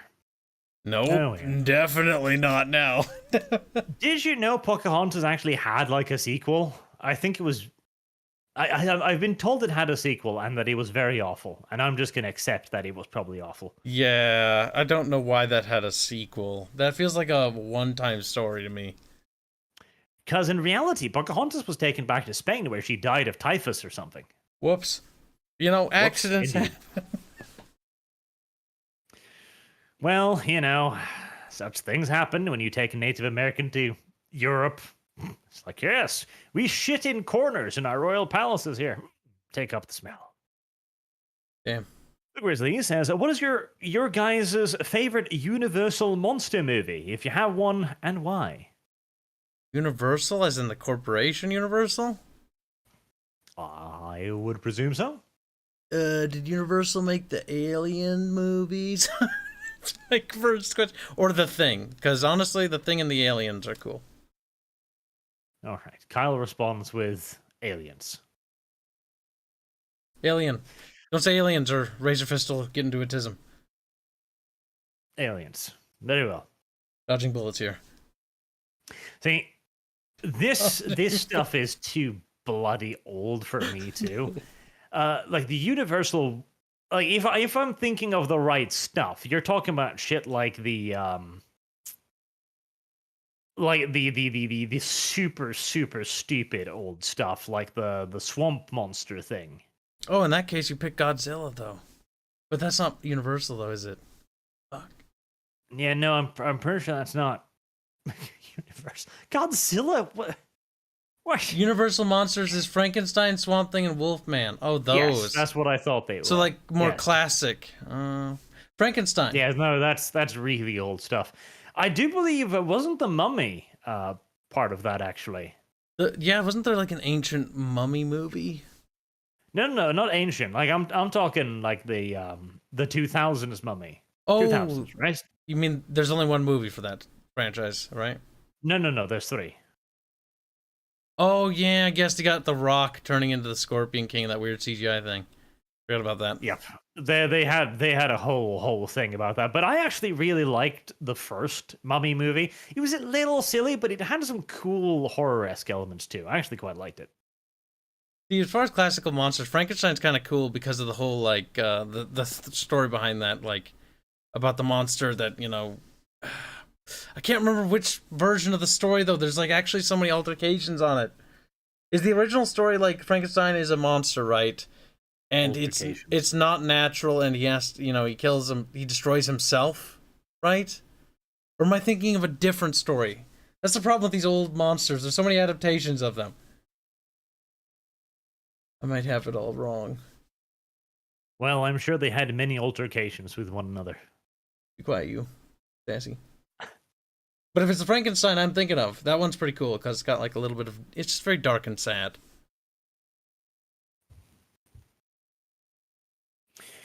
Oh, here you go. For me, it's the Mummy. This is your mummy. Don the Dark. I have a hypothesis. All the people in position of power are old, and to ensure they can keep it, they allow less than capable people in positions. Very possible. A favored trick of old rulers, which usually led to the rapid decline of their nations. Cute and Funny donates GHF7.14. Sometimes I see currencies that are just lovely, and I don't know what they are. Yeah. And that's funny to me. You get any Huffington Posts? It's well, that's probably Hungarian. But it's the beauty of the internet. Like, look, these things exist. Anyways, They say, "Hey Art, hey Gibbs, with E3 in the grave, some shilling, have you heard of the game called The Citadel? It's an old school first-person shooter with armored anime characters. It's cheap, made by one guy, has a demo on Steam, and when you look, you can see your boobs." The Citadel on Steam. Pulling it up now. Going to investigate it on a different monitor. Just to make sure to begin with. Gore, old school FPS. Let's just skim through the trailer real quick here and make sure. Old, he said. 2020, 05. The Citadel. I'm not sure if this is the same. All right, it doesn't look like it's got any sexual content on it. I'm pulling it up. Arch, if your channel goes down, I'm sorry. Looks very Doom. It looks like it's made in the build engine. Yeah, very, very Duke Nukem Doomy-esque. I mean, the boomer shooter genre is actually blooming. And to be fair, boomer shooter genre. Listen, I actually kind of have a soft spot for the boomer shooter games because they have a lot of them have a lot of soul behind them, and it's a lot better than that Call of Duty crap we get nowadays. Because Call of Duty, those games used to be good.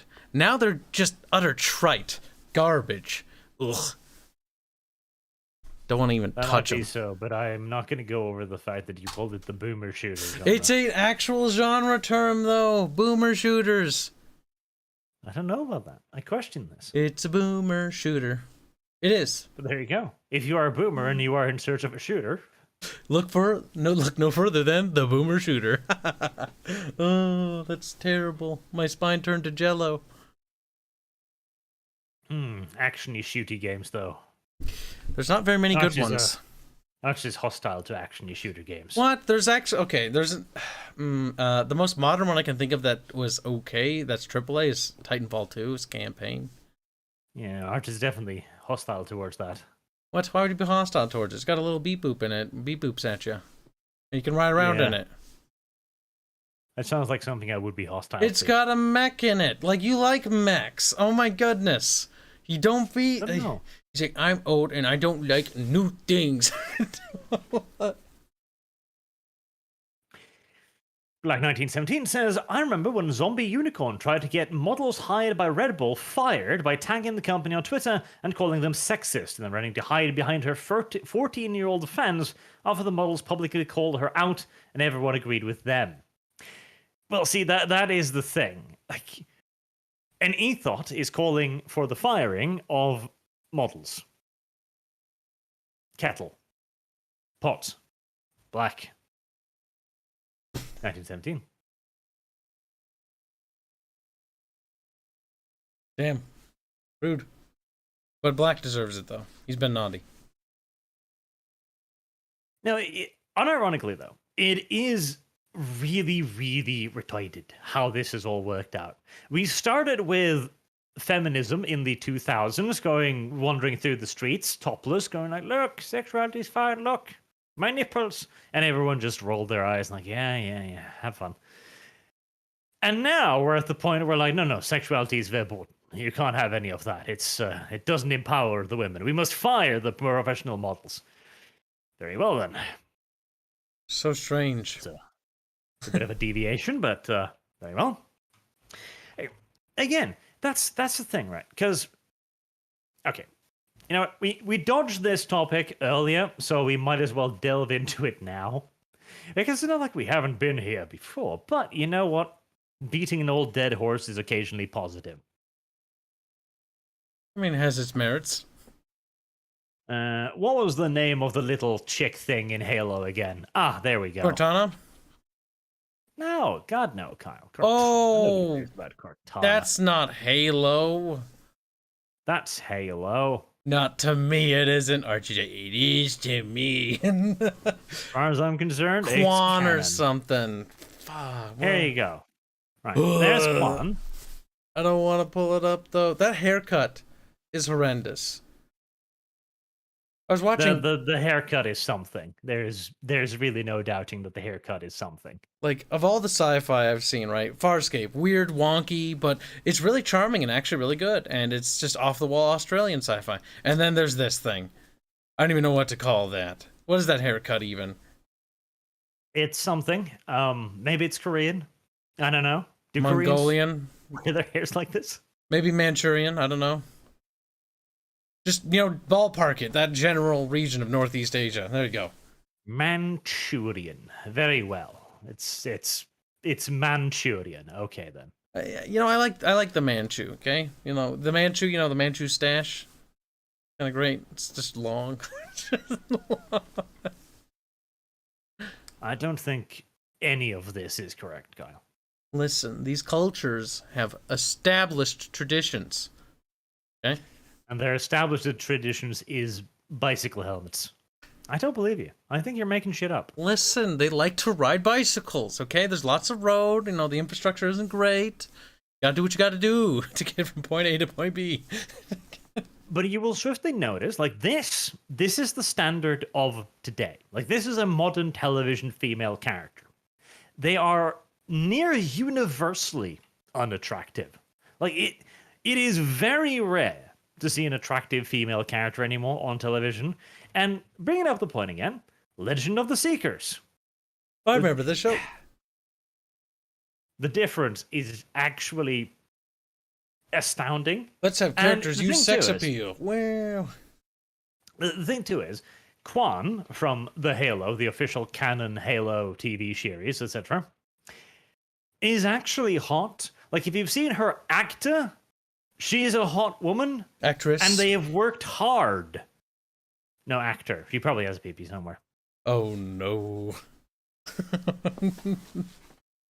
But they have worked hard to make her unattractive. Like, they had to cut her hair in the dumbest way imaginable and have her wear the spattered blood of her friends for 2 episodes to manage to get away with making this character not pretty.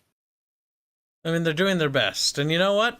They're doing a pretty good job of if that's what they want to succeed with, you know? Again, this is the actress, Yerin Ha. Yerin. Yeah, you probably pronounce that differently. Yeah. Ying. Yang. Yer. Yeah. Yer. I don't... Yerin Ha? I don't know. Something. But look, she's not unattractive. Like, they worked hard to make her look like a brain-damaged young boy in the Halo series. Oh, I hate it. I hate it a great deal. And yet, you cannot avoid it. Well, they've succeeded. So, good job for them. Mission accomplished. You ruined Halo. Thanks. Top. Very, very good. Very... Chloe says, watched the newest Fourth Age video. He goes over how the progressives have been planning this takeover of hobbies and IPs for years. They wish to flood the zone with progressivism to demoralize people. The Fourth Age, by the way, is a YouTuber. He does some pretty damn cool stuff, and you should check him out. I'll pull him up. Hold on. For chat. Hold on, little chat. Hold on. What? Okay, like I stand in opposition here to Raise Your Fist and the Fourth Age. I am not in agreement. I don't think this is a long-term hive mind plan to demoralize everyone, to force politics into absolutely everything.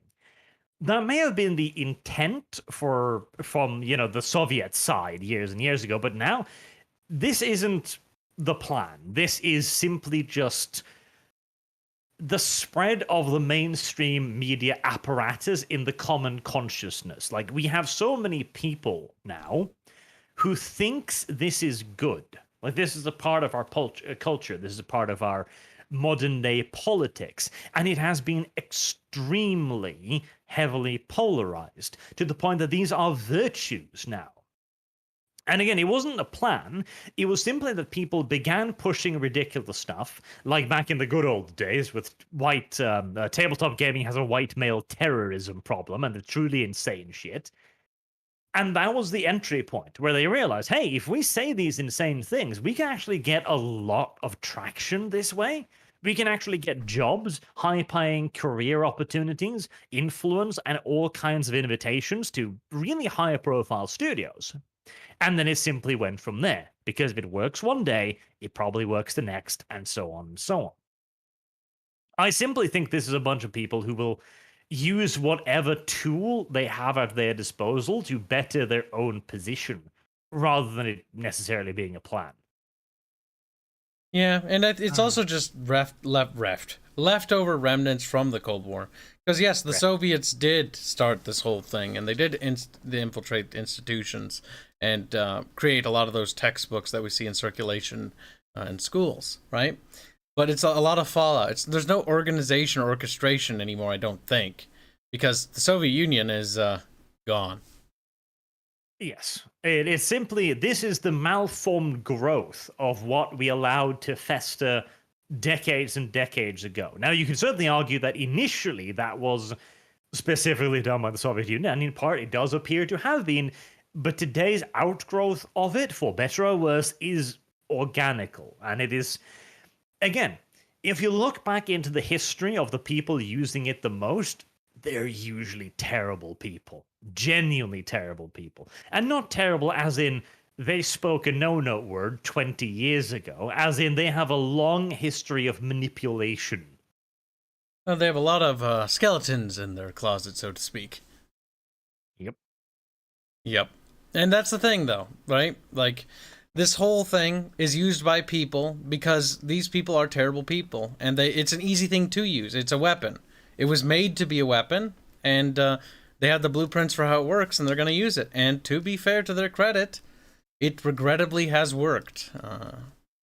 But I do think that as time continues to pass on, that this trend will recede. I think it already is. Like, the very fact that the Trumpolophagus was elected in 2016 and is now riding another massive wave of popularity tells me everything I need to know about the state of American politics. And there's also a sweeping wave of right-wing ideals in Europe as well. The right wing. Anywho, V says, do not trust Kibbs. He squeaks just like the mouse. That's it, V. That's the last straw. That little Romanian's gonna get it. All of Transylvania is now Hungarian. We're taking it away. And I heard that V lives on the Transylvanian side. So, we better learn Hungarian.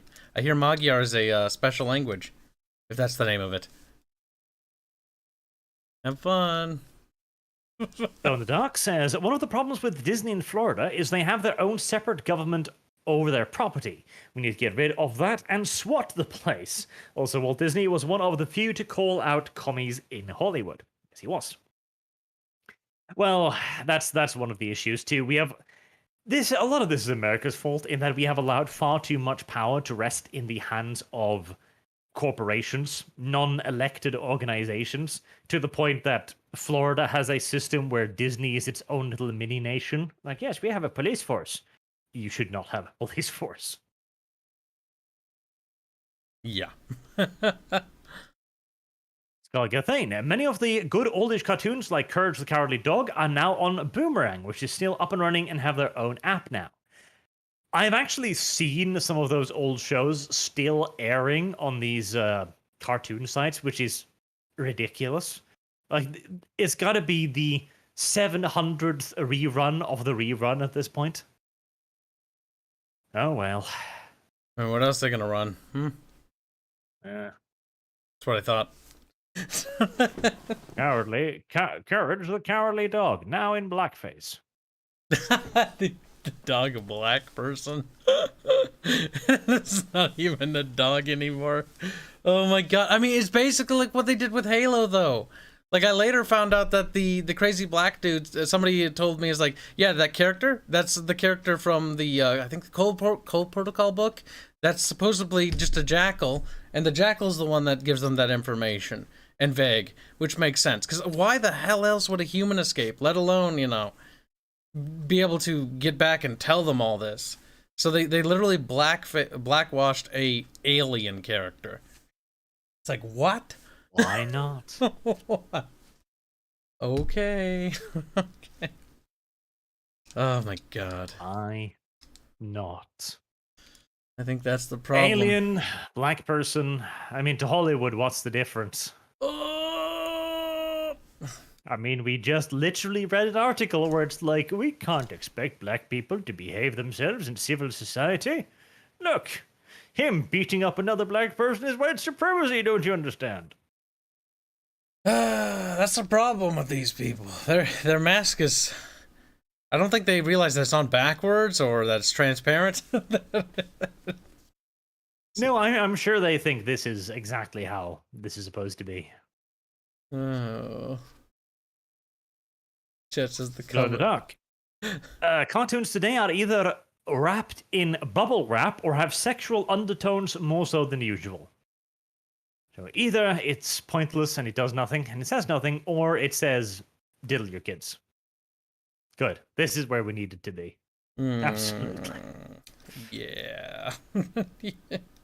See, when finally Bel Air finishes, so I can do my review of that, it'll be everything like this. Because The Fresh Prince was a thoroughly optimistic show, and Bel Air is the exact opposite of that. Even Uncle Phil is not a father figure anymore. Carlton's a drug addict, and Aunt Viv is a black painter, in that she only paints black people. Because that's the thing.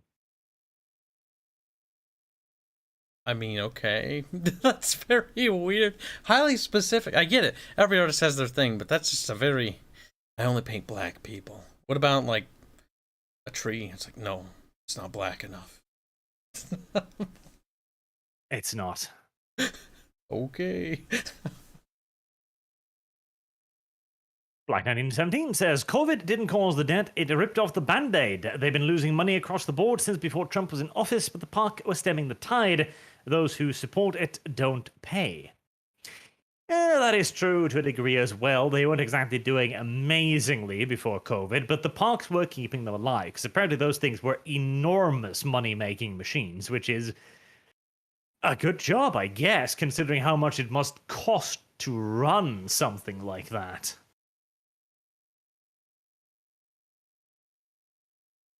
Oh well, whatever earns money earns money. Florian Ice Shutton says, we need Rosa back to bully Gibbs. What do you mean? I'm sure it'll happen. All that eventually. happened on that stream was Rose and I tag teamed the blondie over here. It seems like the public consciousness is remembering something quite differently, Kyle. No, I think it's just a simp who just thinks things will happen out differently.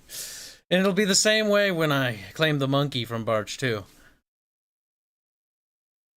Or Kyle. He imagines many things. You'll see, Arch. You'll all see. King Yacht U says, oh boy, Twitter is so sensitive they would turn to stone after they discovered English.com. It's a site where Asians make fun of poorly translated English and even has a Chinglish section. What? Okay. What's a Chinglish accent? Why does this sound funny? Don't know. I'm presuming it's Chinese English, but very bad. Kind of want to see it. Just a little bit.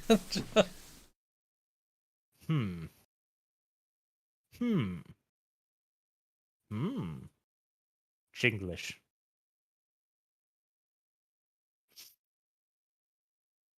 Yeah, I think this is a word that must be forgotten before it sticks in my brain for a very long time. It's not going to escape in time. It's already stuck. You just don't realize it yet.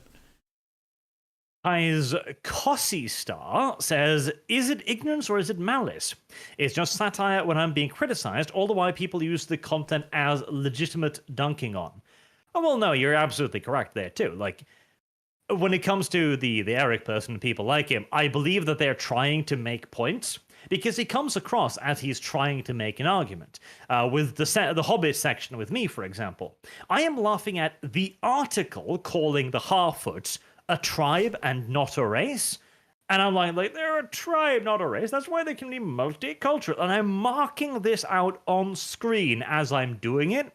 And then he goes to the Lord of the Rings Wikipedia and goes, oh, look, lol, they totally are a race, not a tribe. Dunked on. Like, are you just...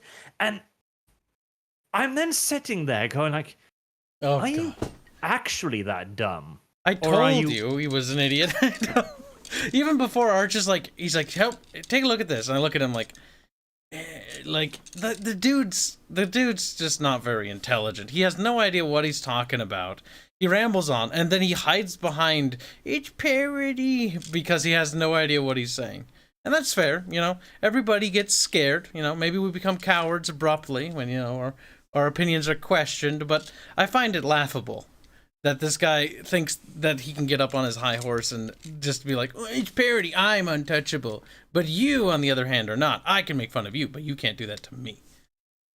I suspect he wants to make the argument, but he either believes he is too stupid to make it, or he is too afraid to do it. That's what I think. He thinks that he'll be torn apart, you know. And again, nobody makes a 50-minute response video in defense of lol, it's just parody, bro. See, I don't even know why he bothered doing that. Like, if I were him and his, but then I wouldn't be an idiot, you know. But if I was in his shoes, like, if you're gonna get roasted or you're getting owned on something, just drop it. Don't pick up the hot potato, you monkey. Like, what the hell are you doing? Doubling down. Says, they're using the fledgling defense against Sargon. I don't know anything. I'm devoid of any context. Your argument doesn't make sense. Whether they're actually dumb or saying it because they're losing. I mean, idiocy is... It's an argument, I guess. I'm very stupid. Please, don't speak to me. Well, okay. Oof says, hi Arch and Kibbs, your opinion on why is real life starting to resemble Dave Chappelle Monty Python skits? The Black Hebrew Israelites from Lotus Eaters podcast. It's not even, I don't even know. Like there is a point where again parody and actual comedy and humor is beginning to resemble reality, but it's the incredibly sensitive nature of it. It's the criminalization of comedy, I think. The fact that we've acted so aggressively against comedy and that comedians themselves are afraid of making jokes now, that is a lot of the reason for this as well. Because a lot of tension could simply be let out via the form of comedy. And you could even make a pretty good punchline out of a lot of this stuff. Titus did a pretty cool sketch, which is like this was in 2000 something ages ago, where he went through the SJW talking points, like this is everything white people have done to people of color, yada yada yada. And he lists it out in funny fashion, and then he goes like, okay, all of us, we'll end racism here today by giving an apology. So all of the white people in the show say, oh, with me, I'm sorry. And all of them are like, well, I'm sorry. And then he looks out at the audience, completely dead-faced, and goes, there you are, we've ended racism. And to all of you people of color watching, I suggest you accept our apology. Because you see how quickly we can get organized. Yeah, I remember that. Like, that's a good punchline. But yeah, Christopher Titus, look up his stand-up specials. I think they're still on YouTube. He is hilarious. A Ruler of Stars says you should both sing Happy Birthday to V. He'd really appreciate it. I am not singing fucking Happy Birthday to anyone. Is V's birthday today? Is it for real? Happy birthday, little V man. There you go. Look it. I said it. Told him happy birthday. I don't need to do the cringe on that. What? Do it. Cringe. Real friends make their friend's spine turn to jello. That's fine. He already asked Dev to pop on for a minute, and Dev told him to go fuck himself. Oh, cucked by the Canadian. On your birthday, no less. My standard for friendship is very good. I don't think he told him happy birthday either. Oh my god, Dev. What the fuck? I agree. Yeah, sing, monkey. Yeah, he paid you. Sing. Don't be a coward, Barch. Don't try to walk past this. Don't read the next super until you sing. Uh-oh. Barch is quiet. Either he disconnected or he's scared. No, I got sent something that makes me angry. That's all. All right, spill beans. I'm gonna have to invite on the Outer Circle or someone to talk about this at some point. What is it? Now I have to know. I'll link it to you. So, anyways, they're doing a new version of the Horus Heresy, which is the 30k rule set, and everyone's been beating the shit out of it because it looks awful. And so, since the writers now know that they're being fucking raped over this, and they've done a terrible job, God damn it, I think I might have been the first one to drop the F-bomb today. God damn it, Kyle. I hate you. Chat, don't correct him on that. There you go. But they're getting roasted. Their rule set looks awful, and it seems like such a money grab too, because they want to invalidate half of the Horus Heresy stuff and force you to buy their new stuff instead. And they put out this with this huge box going like, at first glance, our rules may appear like absolute drivelous, awful, and crap, but no, you can't judge us. Read the whole book. You might not understand. Even if you played our game for age, you can't judge. We're above criticism. I hate this kind of preemptive ass covering that is happening more and more now. And this is in a proper release. This is Games Workshop going, please don't be such our sensitive fifis. Yeah, I don't care about your sensitive fifis. Just give your us game money. costs more than gold bars. Listen, Arch, they just want you to keep buying their mini. Shut up, Arch. Buy the minis, buy the books, buy the extended media. Doesn't matter if it disrespects its own lore and they don't care about it. Doesn't matter if they hate you. Just blindly consume. Keep buying models. Keep painting them. Keep buying more models. Keep painting them. Consume endlessly. This is the fanboy cuck defense of video games, too. You remember when CA does something dumb, and it's obvious that they're doing something dumb, and people go, oh, you can't judge them, the game's not out yet. And then the game comes out, it's awful, and you beat them up, and they go, but patches, though. No, not but patches, though. Yeah, no, it's not excusable. You're selling us a $60 premium-priced game, which, mind you, $60 in the modern era. What the hell? It's not like they need to... There's no excuse for that. There's no logistics. There's no crap behind that. Yet they charge $60. They fucking release DLC out the wazoo. Here's a ketchup pack. Oh, it adds some blood sprinkles. Oh, wow. You're going to charge me $4 for this when you could just make it a free LC and then lock it behind an 18+ thing? Yeah, that's your workaround for that, by the way. Oh, my goodness. They're so scummy. I'm so mad at CA. I'm so done with everything. The problem is you gotta cover their shit because it gets clicks. Oh, what a nightmare.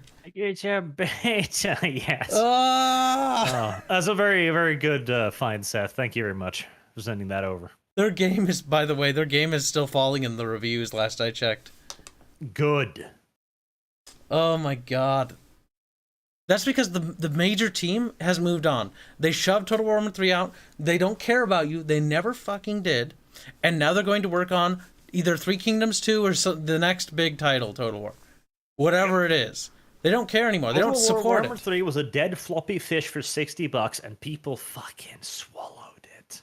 Like, they gobbled that shit up. Oh. Remember how many years it took for Rome 2 to be even playable with mods? How many fucking years that took? Oh. How many patches? It wasn't until patch number 17 before I was like, wow, I think I had a little bit of fun with that. Only a little, though. Oh, no. I hate it. So done with that. I hate it a lot. Stream it on launch, but drop it like a rock. This is why I am not excited for the squats, because I don't think GW can do it right. I do not for a second think that GW is somehow going to make it good. I just don't. Oh, wow. 60% overall reviews, with 45% from recent, says Reguline. Wow, it's dropping even lower than when I last checked. God, they deserve that. I do need to have like a proper rant on Total War Warhammer 3 sometimes relatively soonish. I also need to rant about the friggin' the Total War content creator community, especially the ones that stuck up for it. Oh, I hate that crap. The ones that lied about it and told people, oh, it's so much fun. Oh. Do not sign an agreement that limits your ability to talk about a product and then look shocked Pikachu when it turns out the product was garbage. Oh, people are criticizing me. Oh, no. Yeah, they're criticizing you because you lied to them. Again, taking on sponsorships, that's fine. Like, if you want to get paid for doing something, okay, but then you need to market. It needs to be on a game that contains, product placement, etc. I've been paid for this. Make it obvious. Make it a commercial. Yes. In which case, Be honest. Like, that's all I ask. Just be honest. I always hate the people that lie, though. Like, if the game's bad, say it.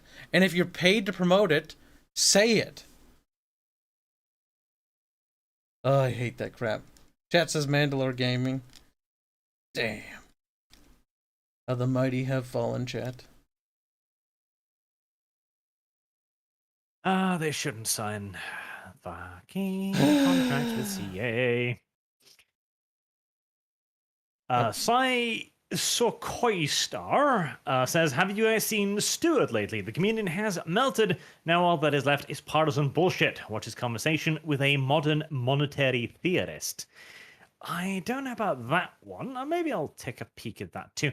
Because I did get sent one of his recent things, which is literally titled The Problem with White People, where his initial bid is like, you see, black people have told us for years that they're oppressed. Why haven't we listened?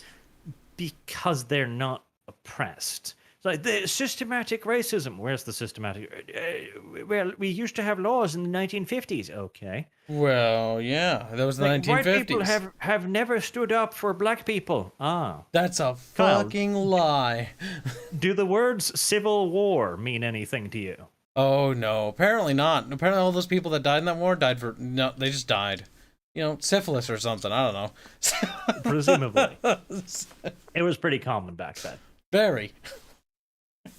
Oh, there was even one clip where he brings up a black woman who goes like, you're asking us why we're burning down our own neighborhoods? Which is a salient question, by the way. It's like, because we don't own anything, they're not ours. Is your name on the deed? Yes. That's not... Oh, that's also false, why too. Why are you burning down your house? I've seen so many clips of, like, black store owners coming out and going like, why are you burning down our neighborhoods? Yeah, you know, that's stuff the like thing, that. too. That's like, a lie. The people who've actually done something, the black people who have bought a house, the people who have bought a business, the black people who are running businesses in black neighborhoods now get their shit smashed, and then some black teenage chick is like, we don't own everything. Woman. Smack.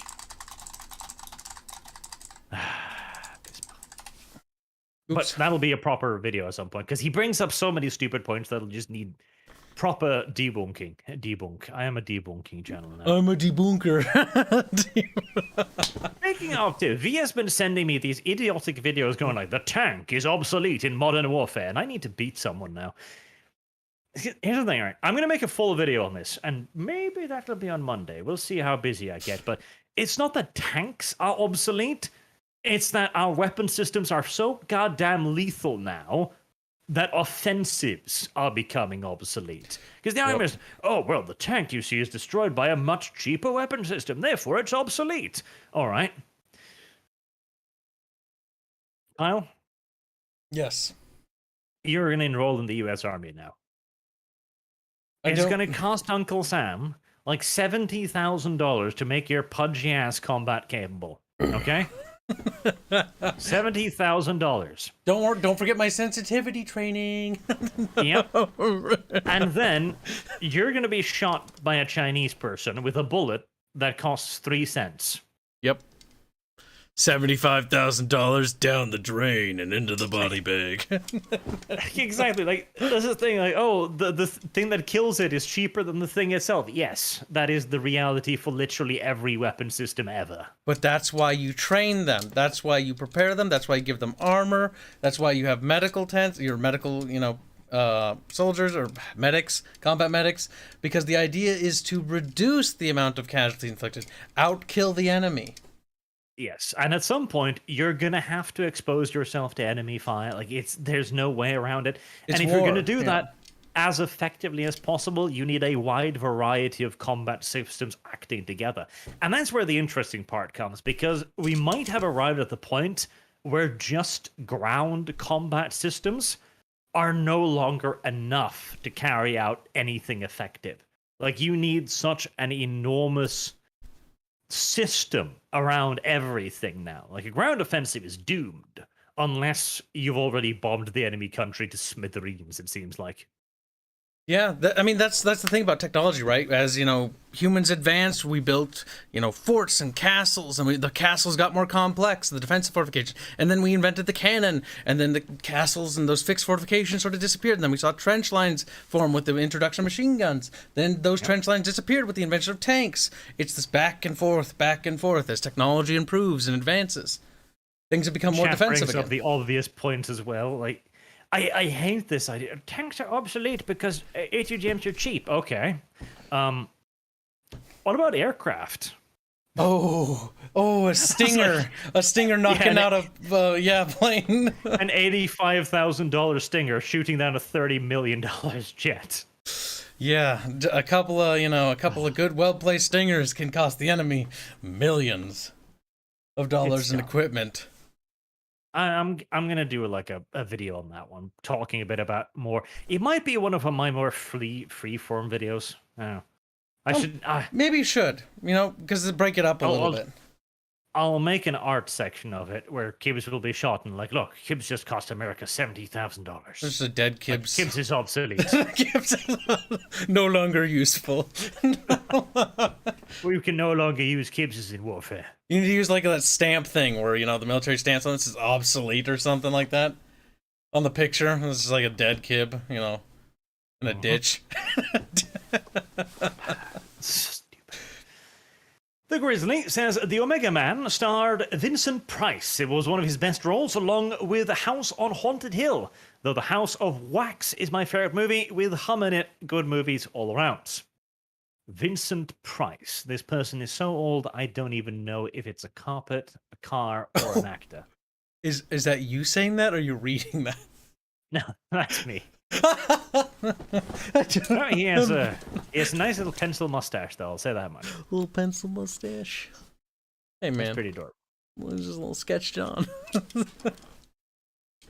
Off and Off says, I don't know why, but your thumbnail makes me laugh whenever I see it. Also, have you guys heard of a game called Nebulous Fleet Command? Seems like your kind of game, Arch. It does. It is, but right now, I am trying to figure out how to play Distant Worlds. Oh, God. It is an experience. Good luck. I don't even dare fathom. It seems to autism even me. I'm 24 hours in now, and I still don't know what the numbers mean. Yeah. But we'll see. I'll get to Nebulous Fleet Command once I'm done with one game. It's also an early access. And besides, we are playing a lot of Warno lately, which we've been having... I'd say we have a lot of fun with it. Yeah, it's got some hiccups here and there, but it's probably still my favorite I'd have Eugene more game. fun if my internet didn't disconnect me. Oh, that's right. You disconnected and then left us hanging. Because at that point I was like, okay, I'll just gonna render out the goddamn Halo video at this point. You little traitor! We were left alone. Well, AI Arch was throwing away its units like they were candy. I would have assumed so, yes. It's like, well, we gotta carry harder. I'll tell you, that game has some serious balance problems right now. The Germans in the forest are a goddamn joke right now. They absolutely annihilate everything. It's just GTA 5s, like they're so good. I'm wondering if it's because the Russian decks just aren't set up with good infantry. So it'll be interesting to see the next patch where the fourth motorized de or te, Serve or te, de, German Schützendivision will come in because they're supposed to have tons of elite infantry. Yeah. The thing is, the AK-47 has 39 accuracy at most, contra the 70 of the AG3. Yeah, that's the trick. I mean, I suppose you could support them with an officer, but honestly, after the last game we did after you had to bug out Thursday, like I've noticed a lot of like the infantry tactics that we've been using, like move up a supply transport, have a command unit so it boosts your troops in the area, right? And then cycle your infantry back and forth like the Roman troops even. So they go back to the supply truck, restock. I noticed that the enemy players never bring supply trucks. So even if you're outgunned, your handful of units will just chew through them. With just supply trucks, infantry, and a commander unit, and some Stinger infantry, like you will absolutely demolish anyone in the woods. Yep. No, the German infantry are absolutely so good. And when you mix them up, they've got this little unit too, which looks shit to begin with because they've just got MP5s. And you're like, okay, 6-man squads with MP5s. I thought they were G5, G35s, aren't they? They'll No, take MP5s. They've got the actual MP5s. They don't have the G3s. They're special recon squad. Oh, the recon. Yeah. And they look garbage. So at first I was like, they're not going to be good. But I brought them along and I was running out of cards, so I put them in the forest. And I was like, okay, I'll pair them up with some dudes with ATs. We'll see what happens. They rape the shit out of infantry because they've got like 80% accuracy on super rapid fire weapons. That's cancer. That's getting nerfed. Yeah, like they're a 6-man squad that outperforms 12-men squads. That's awful. That's actually awful. It is. Yeah, I don't want to play Warsaw. Like every time I look at Warsaw's decks, I'm like, yeah, that just looks like cancer. Like the new Soviet the East German deck. Like I think it only has T-55s for tanks units, and T-55s even as ambush tanks, like Pattons will roll up and just like sneeze at them, and then they'll just be gone. Yeah. Again, Eugene is making a lot of the same mistakes with Wargame, where the lesser tanks are just pointless. Yeah. We'll see. Maybe it'll be more like if it has numbers. If there's tons of T-55s, you get like 40 of them, all of them with ATGMs or something. I could see that because I actually really liked using the ATGMs in Wargame, but we'll see. Anywho, that's a slight divergence right there. Don't worry, chat. There will be no more Wargame this week, nor will they be a Skaven RP, all because of Kyle. Hold on. Barch told me originally that he's like, well, we might not do the RP. I'm like, that's fine. You know, I got to do my reports because reports have come up for work. You have no proof. And I'm like, so that works out well because I need to focus on my day job so I get, actual money and don't starve to death. And you should, pump out some more of those Ukrainian vids because they're doing pretty well. And then I mentioned to Arch, like, yeah, I'm definitely going to work on reports this week so I can get them done, right? And Arch's like, good, I'm going to blame you. And I'm like, oh, you son of a... You have no proof. I have proof. I just said it, and your guilt is obvious. Artemis Fell says, Rising of the Shield Hero wasn't anything like that. Arch, there was almost zero wish fulfillment in that series. What? Rising of the Shield Hero starts with the guy being accused of rape, and then has a triumphant, massive comeuppance where the girl who accused him of rape is condemned to forever be named bitch. Oof.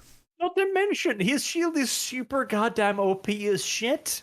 No, it absolutely has. His shield beats out all of the other offensive weapons. No, there's absolutely... God, Slutimus. Oh, Slutimus is talking weeb? I knew it. That's a spanking. That's a spanking. The chat too points out the shield hero gets a freaking harem. Yes, he does. Yeah, no, that. It's not every day women cling on to you like, I don't know, bees to honey. And not to mention also, he's of course completely oblivious. Like, Raftalia's like, I turned into a super hot chick overnight. And he's like, yeah, but my pee-pee's inactive. It's the typical trope where there's like all these women that are just like leaving snail goddamn trails to him, and like he's just oblivious. Like, oh, what? Oh, that's a nasty image. Raftalia is wet like a summer evening. You're like, yes, but I view you as a child.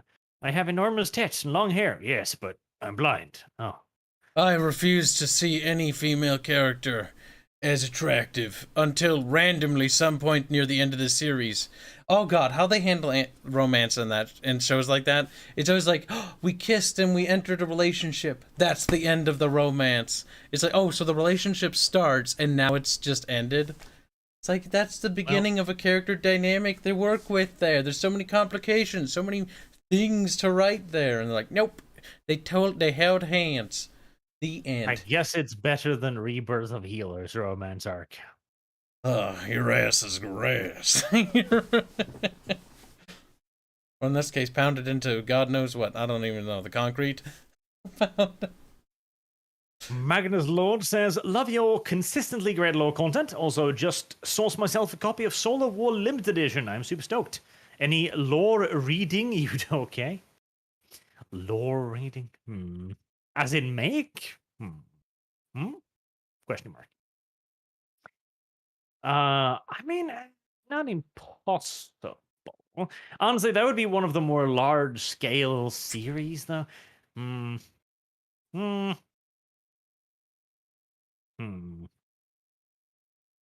We'll see. I'll get back to the Horus Heresy eventually, probably. Sandoom says, so when is Rosa Law video Arch? Excited to see. Came from hell. There you go. Done. Peg Kibbs. Addendum. Gets made fun of and dunked on by Rose. Barge. Artemis Fowl says, Arch, watch I Frankenstein. No, Slutimus, you have proven your lack of ability in judging art. Slutimus must be, I don't know, punished. Pegged. There you go. There you go. Mark James says, Kibbs, play the old Bungie game Pathways into Darkness.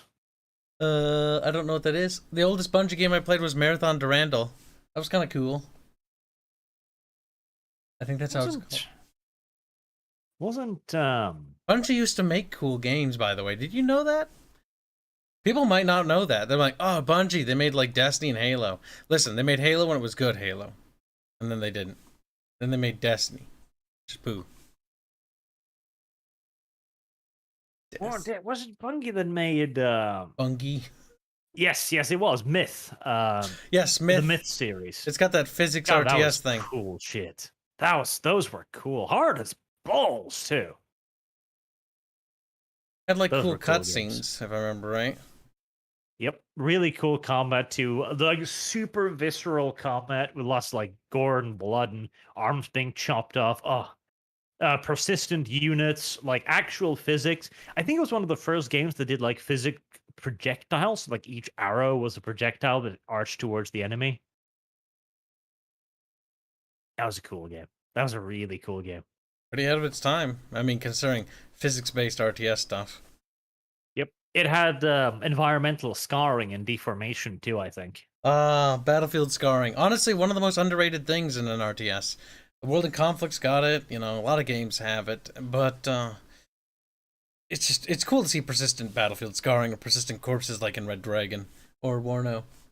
Wrecks and stuff. And really brilliant storytelling. Those beautiful 2D drawn scenes, very dark, very gritty, like zombies. It's a horrible universe, and those full-on animations too. Like it made me want an entire Soulblighter anime. Oh, that was a good game. Bungie, damn, that was a good game. Bungie's not doing it again. Bungie just gonna make Destiny games now. They don't know how to make games. Yeah, was a good game. Oh, Bungie. Rest in peace, Bungie.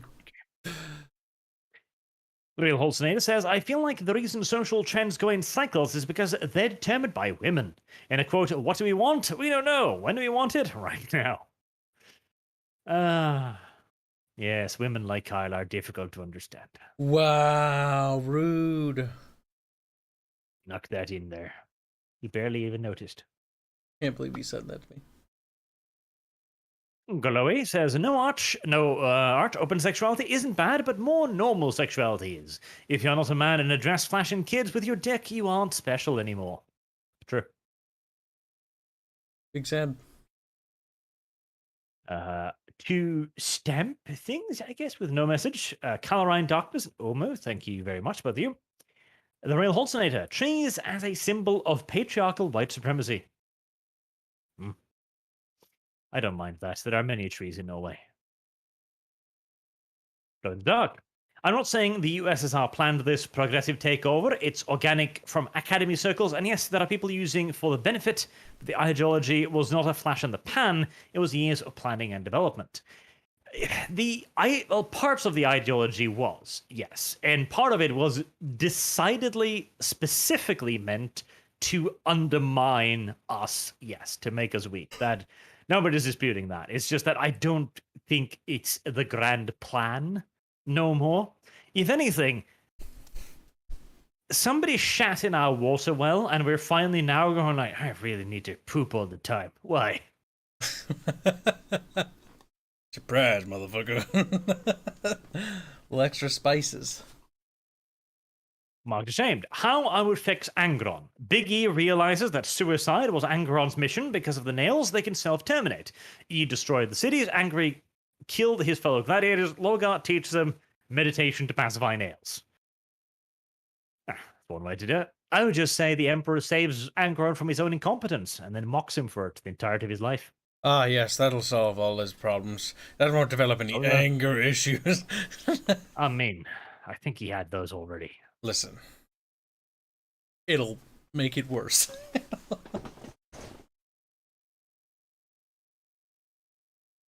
Skullthrone 888 says, Arch, how long until Ukraine takes Moscow? Hopefully another week, because I want to drag this out a bit. You know, nice slow advance. Oh. It's very important that this doesn't go too quickly. Shadowfox 2300 says, and this is why civics should have nothing to do with war or talk about war. They have no idea of anything. Our cities, yes. That is true. They should be beaten. Touched most irregularly. Because only that way will they ever learn. Magnus Lord, if you have not listened to Dan Callin's World War I podcast, or PDcast, I guess. Dan Callin's World War I podcast. Dan Callin's. No, the Duck. Warships are obsolete because a torpedo or missile can take it out. Talk about price difference. Yep. A $2 million exoset can sink a 1.3 or more, actually, I think, $1 billion destroyer. Therefore obsolete. Tis a silly idea. Convincing reality. In the GW article for Squats, they said they're bringing some infamous advances the Imperium would consider extremely heretical. How much law would they retcon using this newest excuse?